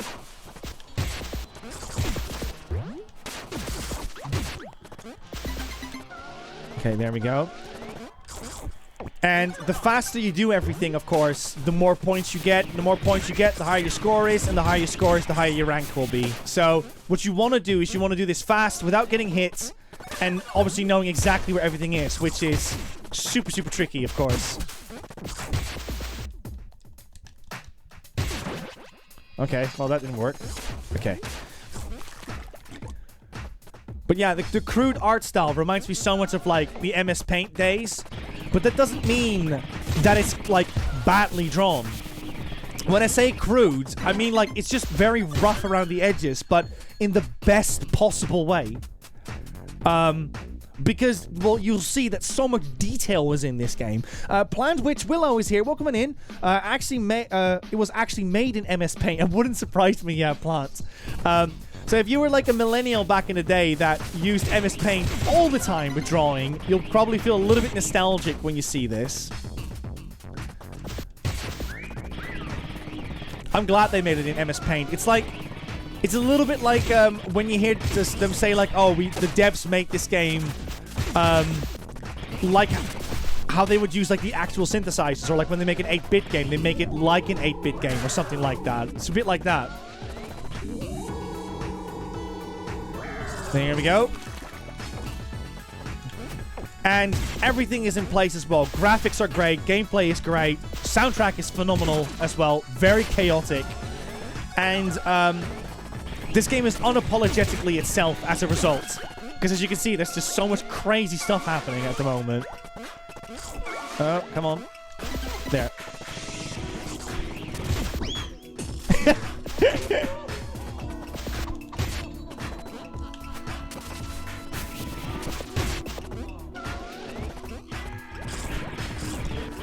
There we go. Is there something here? Yes, there is. Let's go.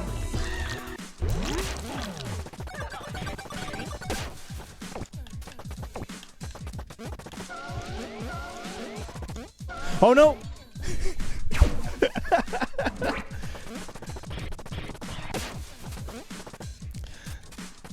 So I don't know a lot about the history of this game.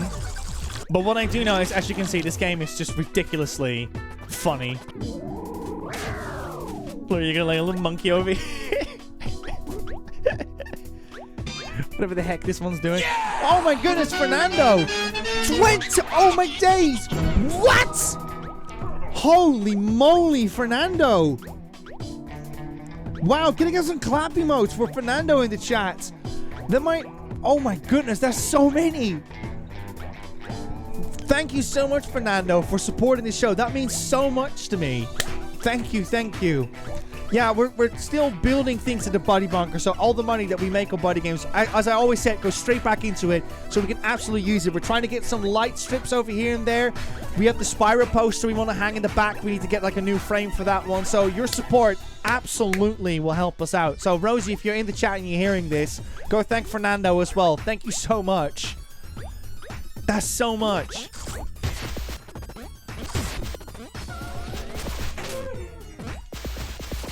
Okay, there we go. Hope you're doing well, by the way.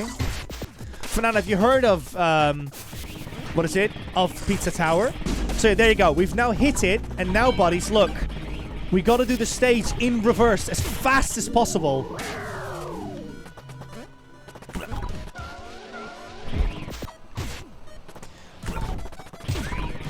You get the little, like, chefs pointing to you where you have to go. Look, there he is. Oh, no, don't do that.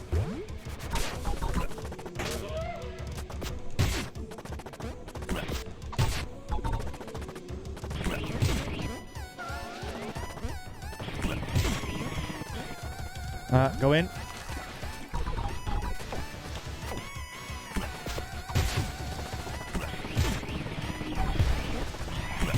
Go. Dance emotes in the chat. Let's go. Oh, come on.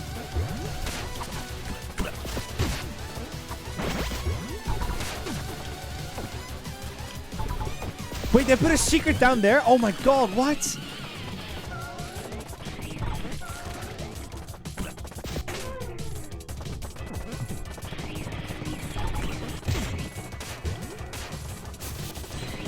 There. Come on.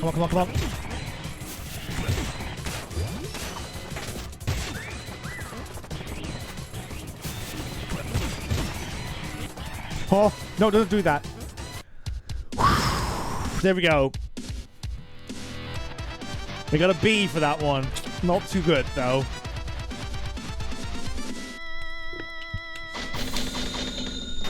As Plan says, I freaking love this soundtrack. Yes, it's on Spotify as well, in case people are wondering. This reminds me as well that I think that was a good demonstration of the game. If you're interested in this game, like I said, it's on no, not on PlayStation, sorry. It's on Switch and it's on Steam at the moment. Big recommend for me as well in this Steam Deck marathon-ish that we're doing. It's grading me B, and it just says, like, okay, as a pun. Oh, look! So, these are our friends. This is Gustavo, who's running around, and he's got this mouse behind him. I think he also has a name, and they're currently not really the best of friends. So they're trying to duke that one out. A stupid rat. You got these little, like, silly title cards with these Mario 64 acapellas going on. If you're, like, quite the memester on the internet, you're gonna love this game because there's so much, like, ridiculous stuff happening in it. Oh, there we go. Let's go down here.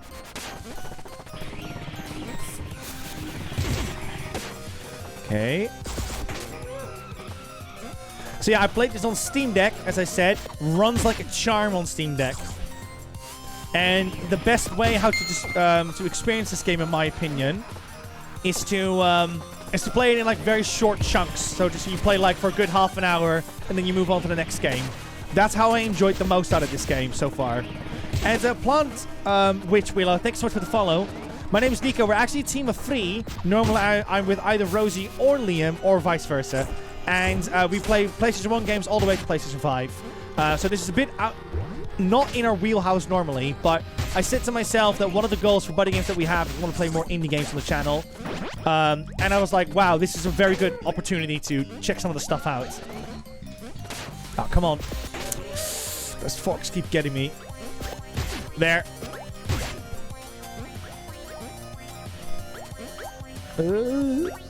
There. What's this? There we go. We got a power up. So now we can double jump, apparently.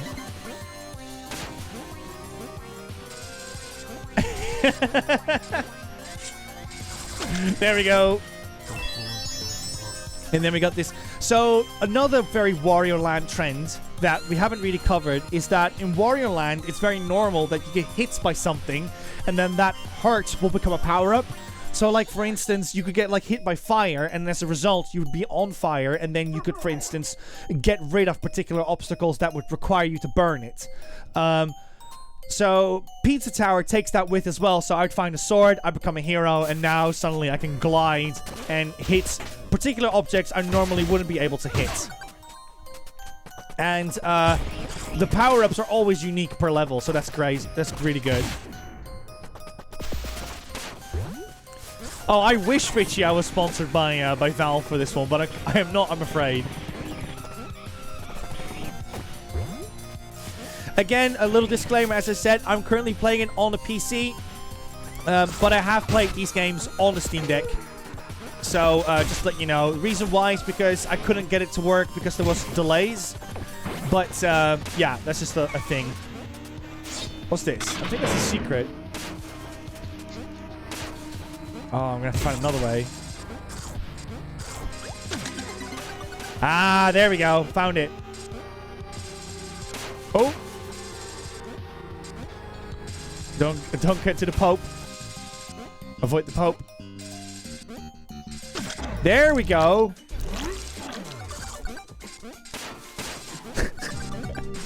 Oh god, this is chaos. Ah. Awesome. Oh, we should have got that one. Hold up. There you go. Pope heals us, and now we're back to normal. Oh no!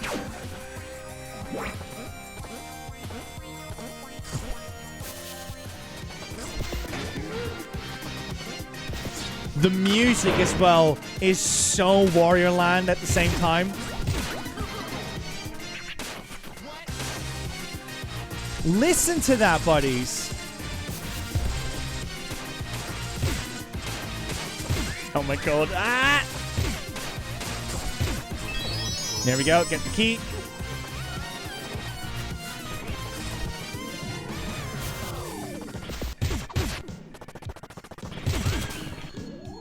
I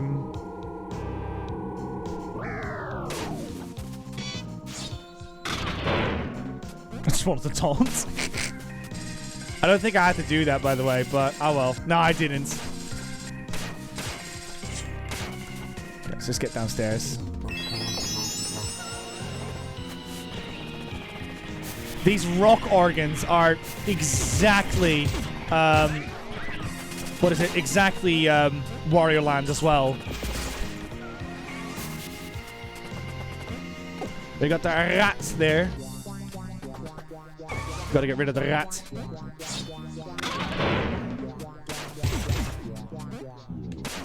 Okay, how do we do? Oh, you can double jump, of course. Get rid of the rat. Here we go.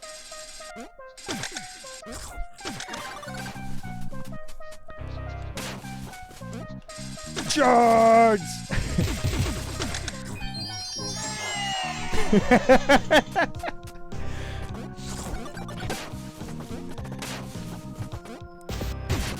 So yeah, if people were like, "Gosh, I wish there was a game for Nico's chaoticness," this probably comes along with that. I'd say this game is ridiculously chaotic. Okay, where does the game want me to go?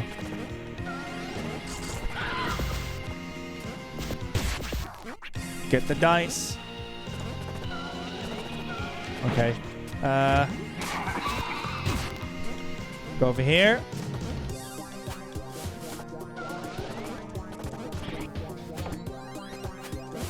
Let's go through the door. Oh, I thought we already were here. Hold up.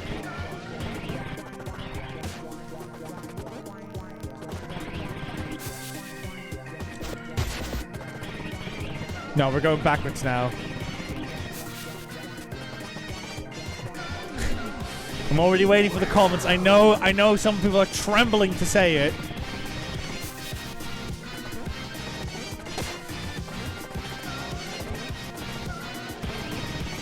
There we go. There we go. We have to go here.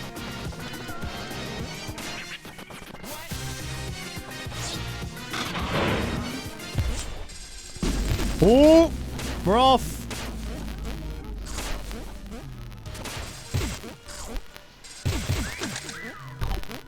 Okay, let's go. Let's go. Let's go.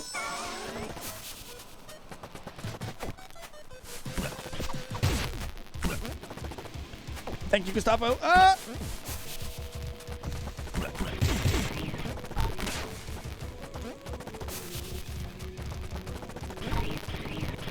Go, go, go, go, go, go, go. Ah!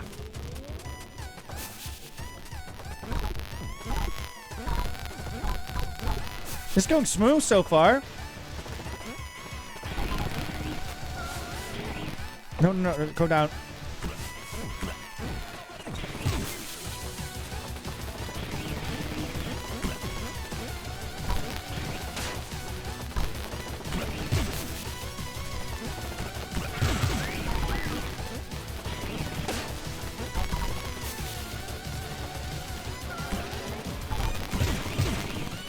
Okay.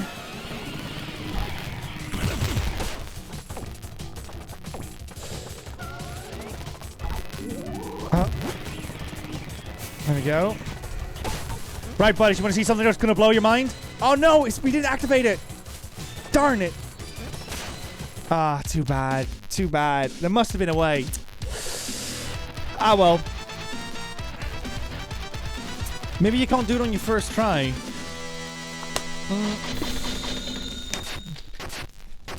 There is a way how you can actually, believe this or not, you can lap it. You can do it again. If you think you're up for the task, you can do that whole like trial back again on an even harder difficulty and get even more points, which could lead you to S rank and stuff. But yeah, sorry, Nico, Crackle's back again. Okay, also let's fix that quick.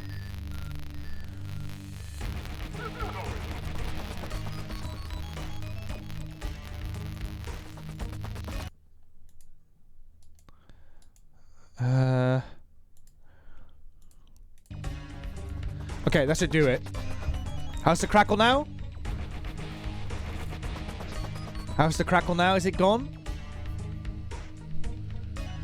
Rosie's here on the BuddyGames account. Welcome in, Rosie. Okay, we're good. Awesome. Yeah, as you can see, he does lots of like little idle animations as well. Rosie, you want to really play this game badly, don't you?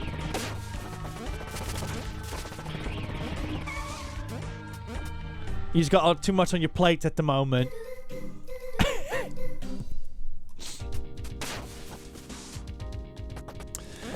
just want to point out as well, for those who grew up with Super Mario World, listen to this. It's got the same bass instruments.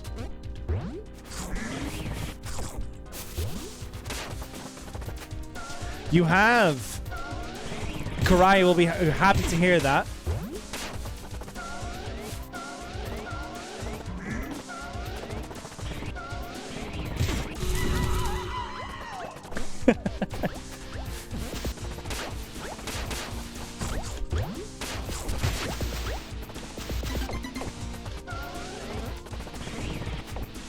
Come on, come on, come on.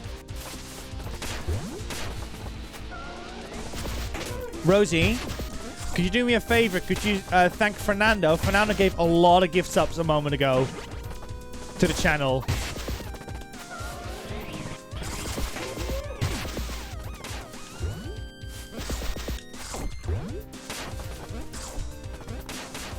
Okay, I'll stop. Okay, no worries, Fernando. Sorry, I just wanted to make sure that everyone's, the other buddies knew.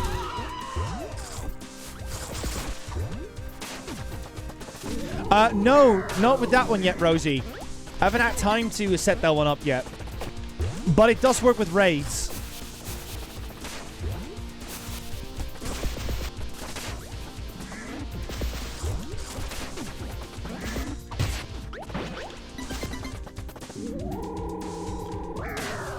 Yeah, getting the 100% achievements on this one is ridiculously hard. I wonder if there was going to be a platinum for this game, how many people would actually get it, because it's ridiculously hard.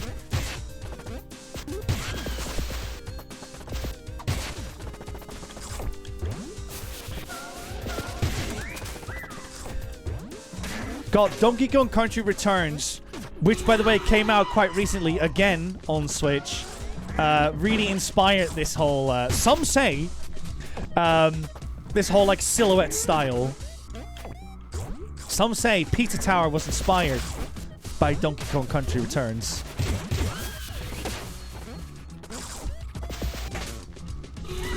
Oh, don't do that.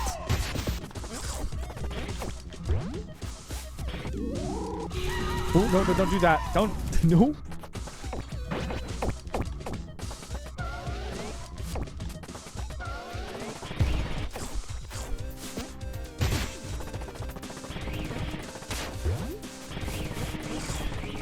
There.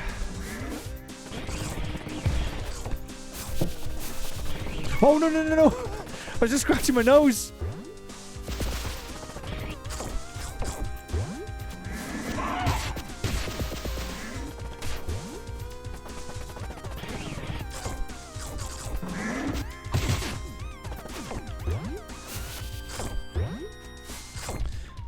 There. Buddies, I have to tell you, this plays so nicely. I'm so glad I played this game last year.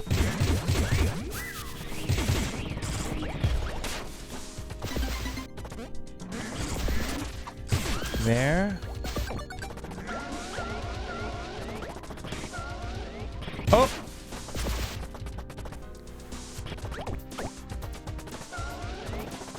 There we go. So one of my favorite things about Peppino over here, if you, when you dash around and when he slides back and he falls down, you can see him look down like, oh no, like the floor just vanished underneath him. Let me see if I can attempt it. Look. See, you just saw it for like a glimpse. Where he gets a bit nervous. Here we go. Go, go, go, go, go. Get out of here.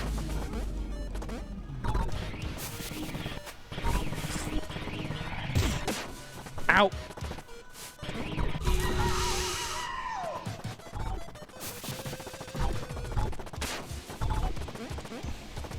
Look at this scary pizza stuff on all the sides.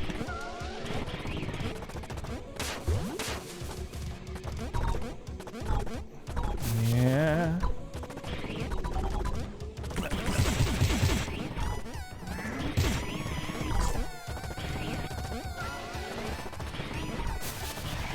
Whoa, whoa, whoa, whoa, that's too fast.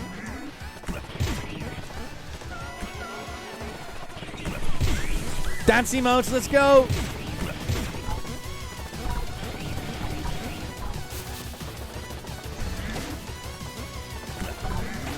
Ow.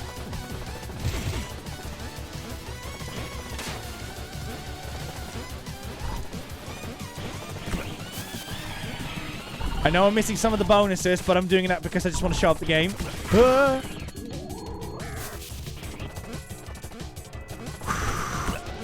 Which way? This way? There's such an interesting flow to this game. Like, you'd think I would know exactly where I'm going. I don't know where I'm going. I have no idea what I'm doing. I'm just going as fast as I can through the stage.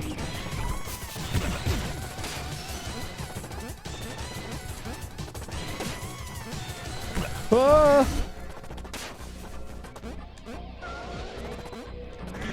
Okay. No. Aha. There we go. Oh my god, what the heck's going on there?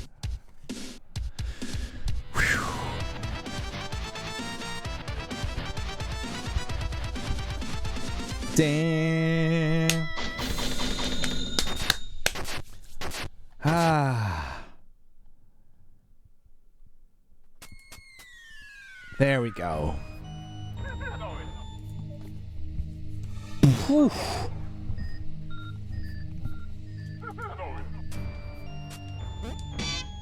Sorry, I just wanted to do that quickly.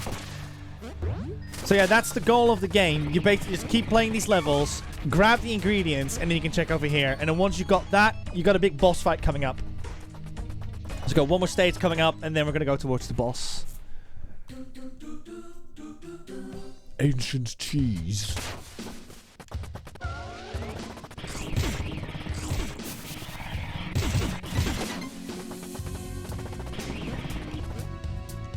There. Whew. Nice, nice, nice, nice. Let's go.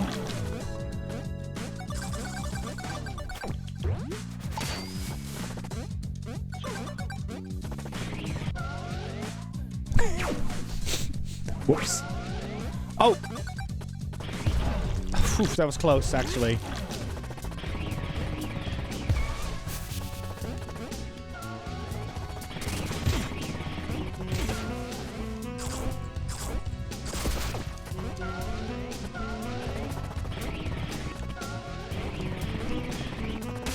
Ow.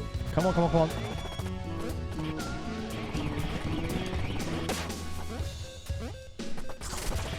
Yeah, what is it, Chucky? That this game just loves going for the chaotic answers after all. So, of course, pineapple was going to be one of the ingredients. Got the rat. Like, that's the thing about this game. Look at this rock over here. There's so much, like, just stuff happening in these levels that there's just so much to look at, which I just love about this game. Oh. We found the exit. Where does this game want me to go?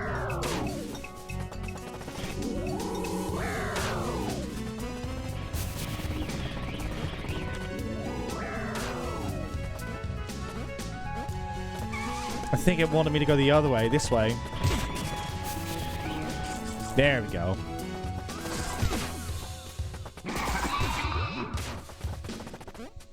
It didn't actually. Okay, this way? Need to boost first.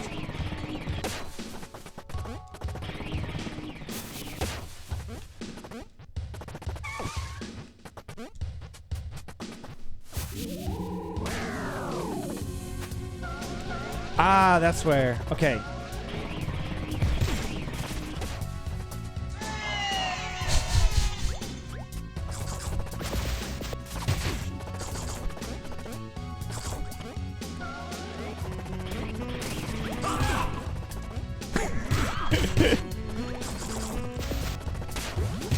Okay, I don't trust myself, so I'm going to get it now. There.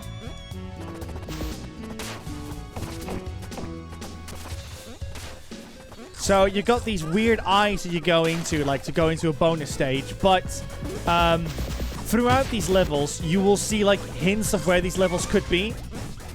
And you'll see like little eyes drawn on like the level and stuff. So if you're looking for a bonus stage, that's basically like a hint to tell you, hey, look over here, there's probably a bonus stage that you're after.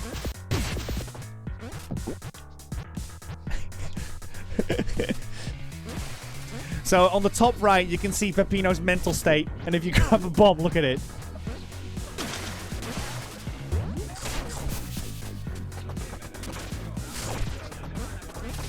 This game's got so much heart to it, and the thing is, this game is almost 2 years old, and it still like just holds up like it came out yesterday. I know 2 years is not a long time ago, but it just proves how good this art style is, in my opinion. Waited too long. Okay. There we go.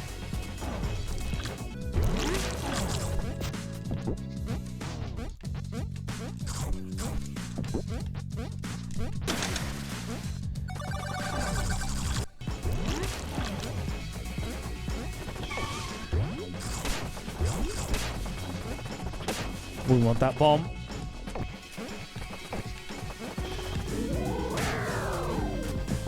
Do you love the little kazoo noises you hear in this song?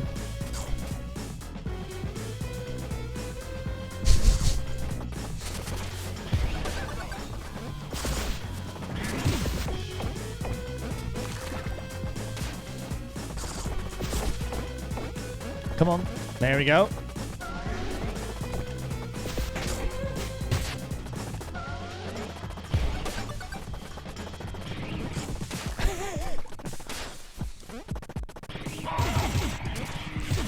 That's it. God, I love this game. It's so crazy.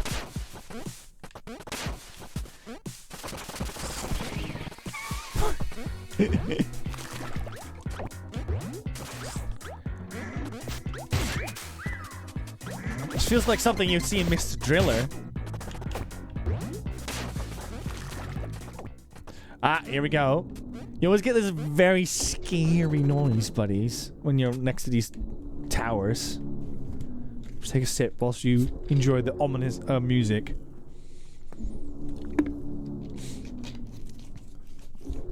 Oh, nice, Fernando. You're gonna get some pizza in New York.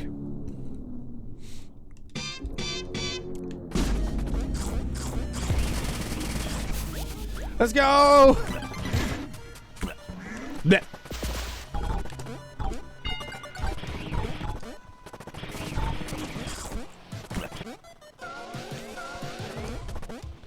Oh, you're gonna get some duck. I see, I see.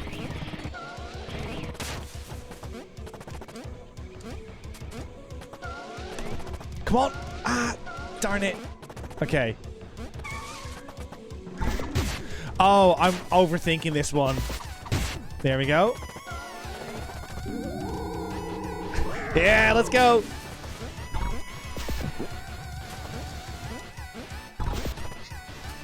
Oh, you are... Wait, what? A duck pizza? Excuse me.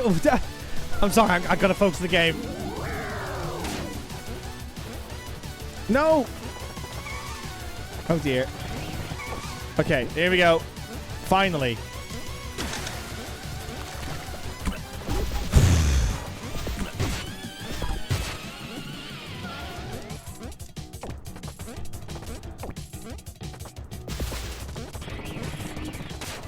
Good lord.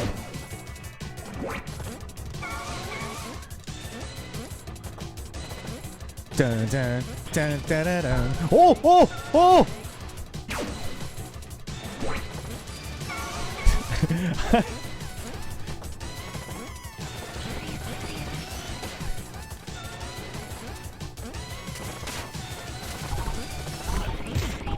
I've never had duck pizza, Chucky. I don't know what it is. Go! We only got a minute. No, what are you doing? You idiot! Ah!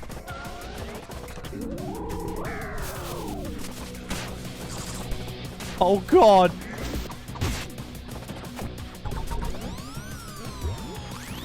Are we gonna make it?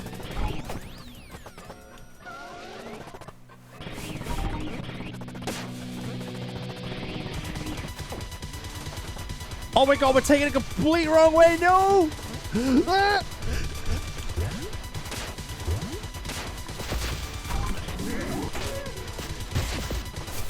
Oh God, oh God, oh God, oh God. Slight panic.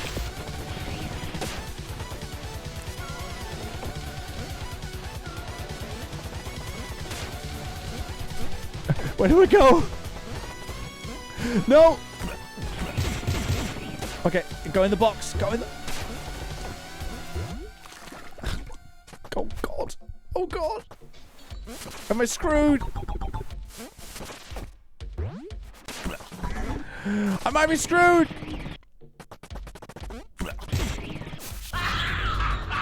Oh no! Ah!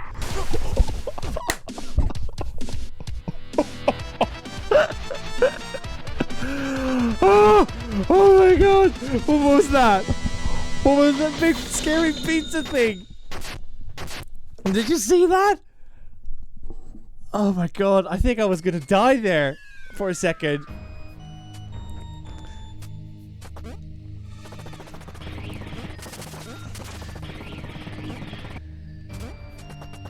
I gotta recover from that for a second. That was the first time I've had that when I was playing the game. Right, we need to find the landlord in this game. Cause yeah, there we go. Cause he's hogging with the Inspector Gadget. What is it? Propeller. Look at him. Here we go, and we're gonna do one boss, and I think we're gonna wrap the stream up at that point. So let's do this. See if we can do this one. Pepperman.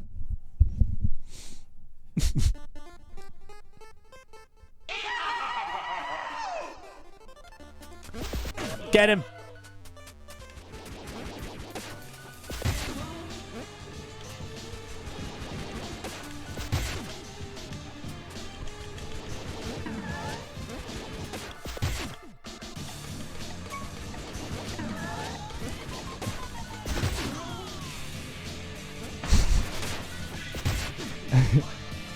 Did the camera just freeze? It did. It did freeze. Hold up.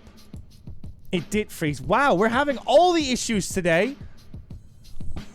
We are having all the issues today. Where are you?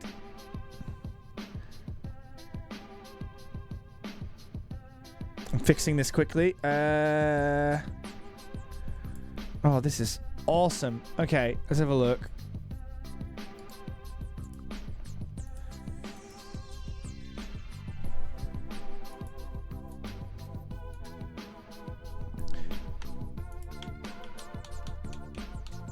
Oh dear, I think the whole thing froze. Can you still hear me, buddies?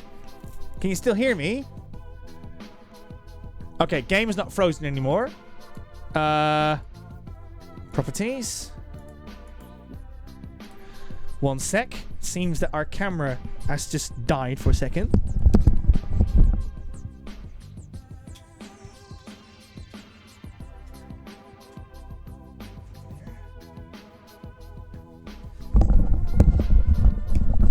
Test. Okay.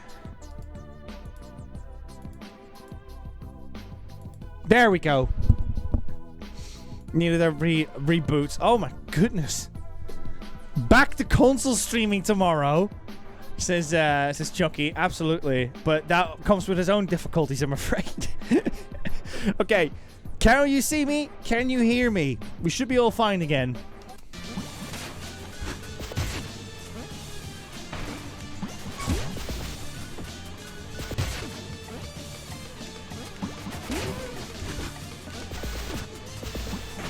Oh no.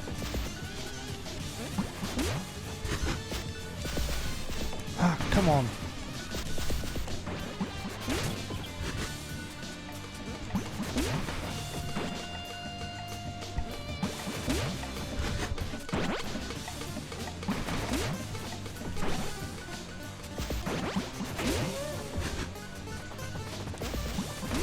I hate this one. There we go.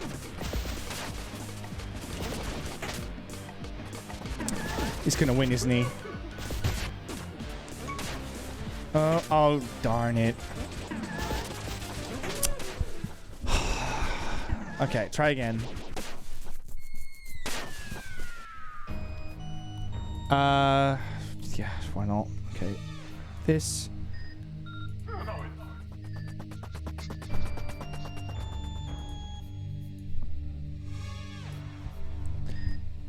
Okay, awesome.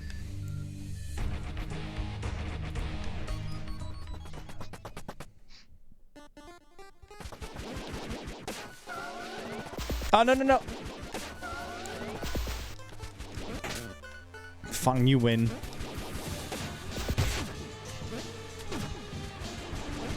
There. His big grin on the painting in the back.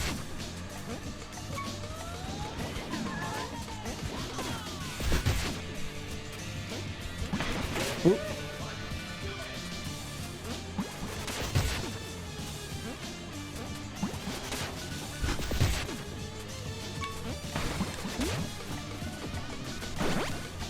Almost. There we go. He's going a lot smoother.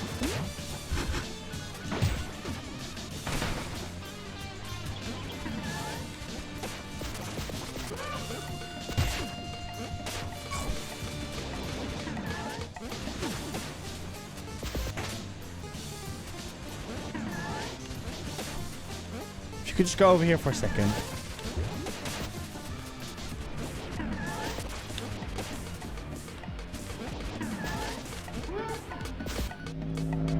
There we go.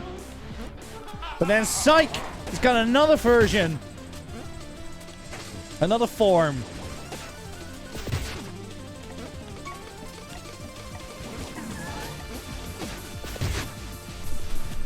Get some dance emotes in, buddies!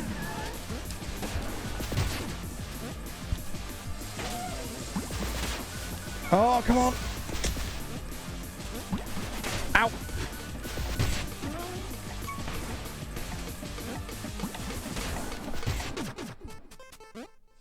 Oh, come on.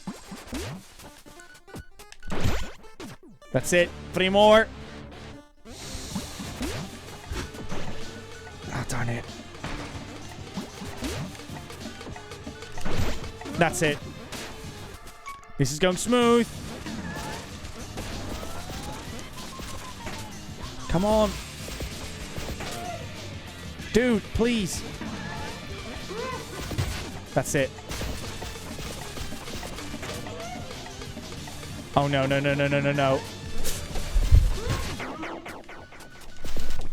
Come on, come here. No, don't do this to me. Don't do this to me. Come here.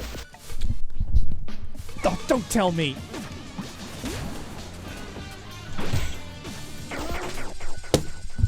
Bah! Really? Oh my god, really? Okay, I'm taking a sip. If we're gonna take our time, I'll take my time.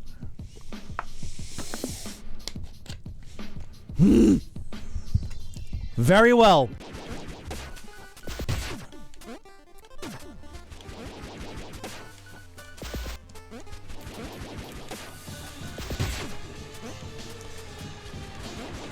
Okay. Yeah.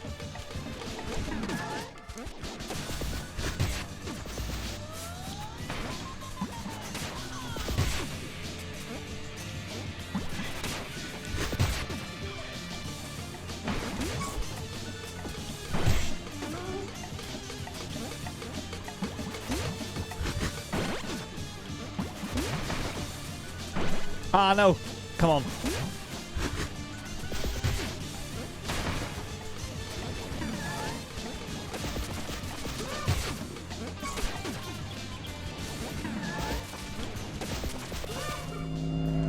Okay, cool. That was the first form.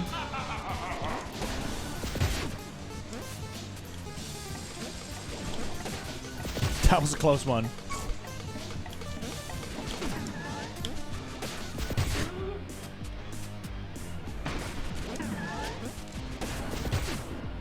So far, so good.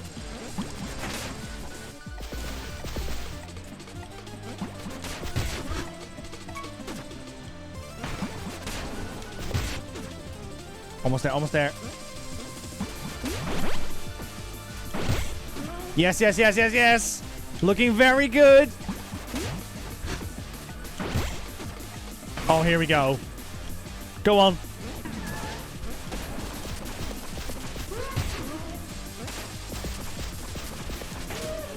Don't care at this point. Just get it over with. Get out of the way.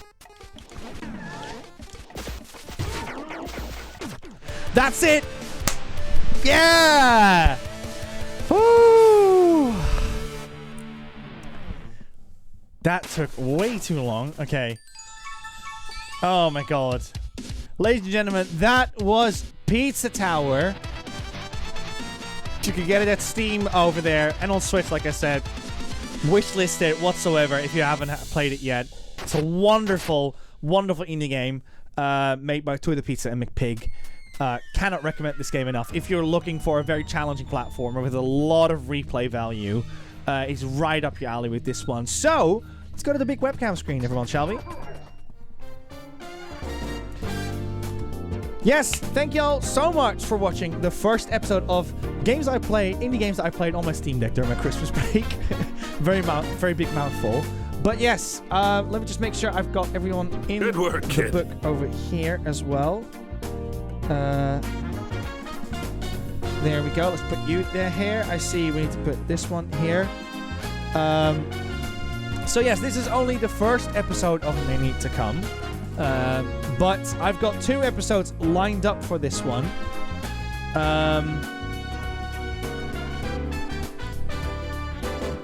Here we go. Yes, those are in. That one isn't in yet.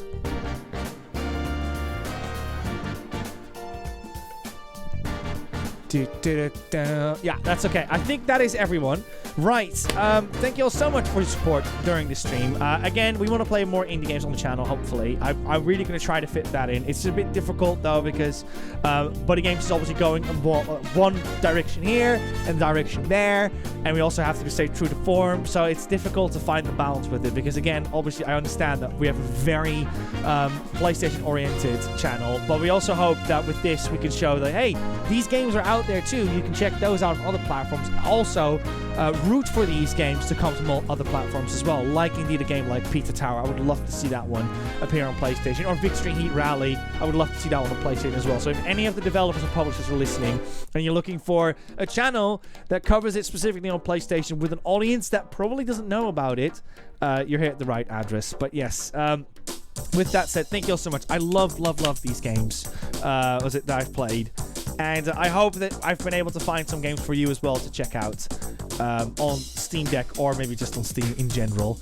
Right, with that said, we also have the Book of Eternity. And for today, we have got, for subs, we got Lamode, Karai1987, Kiddix, Fernando, and Lou. Thank you all so much for the subs. And for bits, we have got Archduke of Prussia, Bandit7512, Karai1987, and Miss Donnie. And that is the Book of Eternity for today. We're going to be back tomorrow at 1 p.m. GMT for Wallace and Gromit in Project Zoo, which is very exciting because it's going to be our first... No, not our first. It's going to be a second time actually playing Wallace and Gromit on the channel. But we're going to be playing it in full capacity this time around. It's going to be the long play, and I'm very excited to see what Rosie and Liam are going to think of that one. And on Wednesday, we had Speed Freaks scheduled. However, we have got... Thankfully, thanks to Josh Jake, we have got the multi-tab for the PlayStation 1, which allows us to play like 3-player or more. So we're going to kind of reconsider that element first before so we wait until that one comes in, so that we can then maybe do like more multiplayer stuff with that one. So we'll let you know when we're going to go do that one, but we might play a different game on Wednesday as a result of that one. It might be one of the other games that we got gifted. So we're going to be playing that first. Yes, with that said, thank you all so much for watching the stream. It was an absolute blast. I'm going to see who we're going to be rating right now for this one. Yes. Oh, I see a good one. We are going to be rating Lunar Lizzie over here. Lunar Lizzie is playing... Is playing The Legend of Dragoon on original hardware, I think. I see Retro Tink in the title, so that's very cool. So, yeah, go check out Lizzie's stream over there. Lovely community over there, and I'll see you over there as well. And with that said, yeah, obviously, thank you all so much for checking out BuddyGames today, and we'll see you on... on tomorrow at 1 p.m. GMT. Rosie and Liam will be playing Wallace and Gromit. Right. Bye, everyone.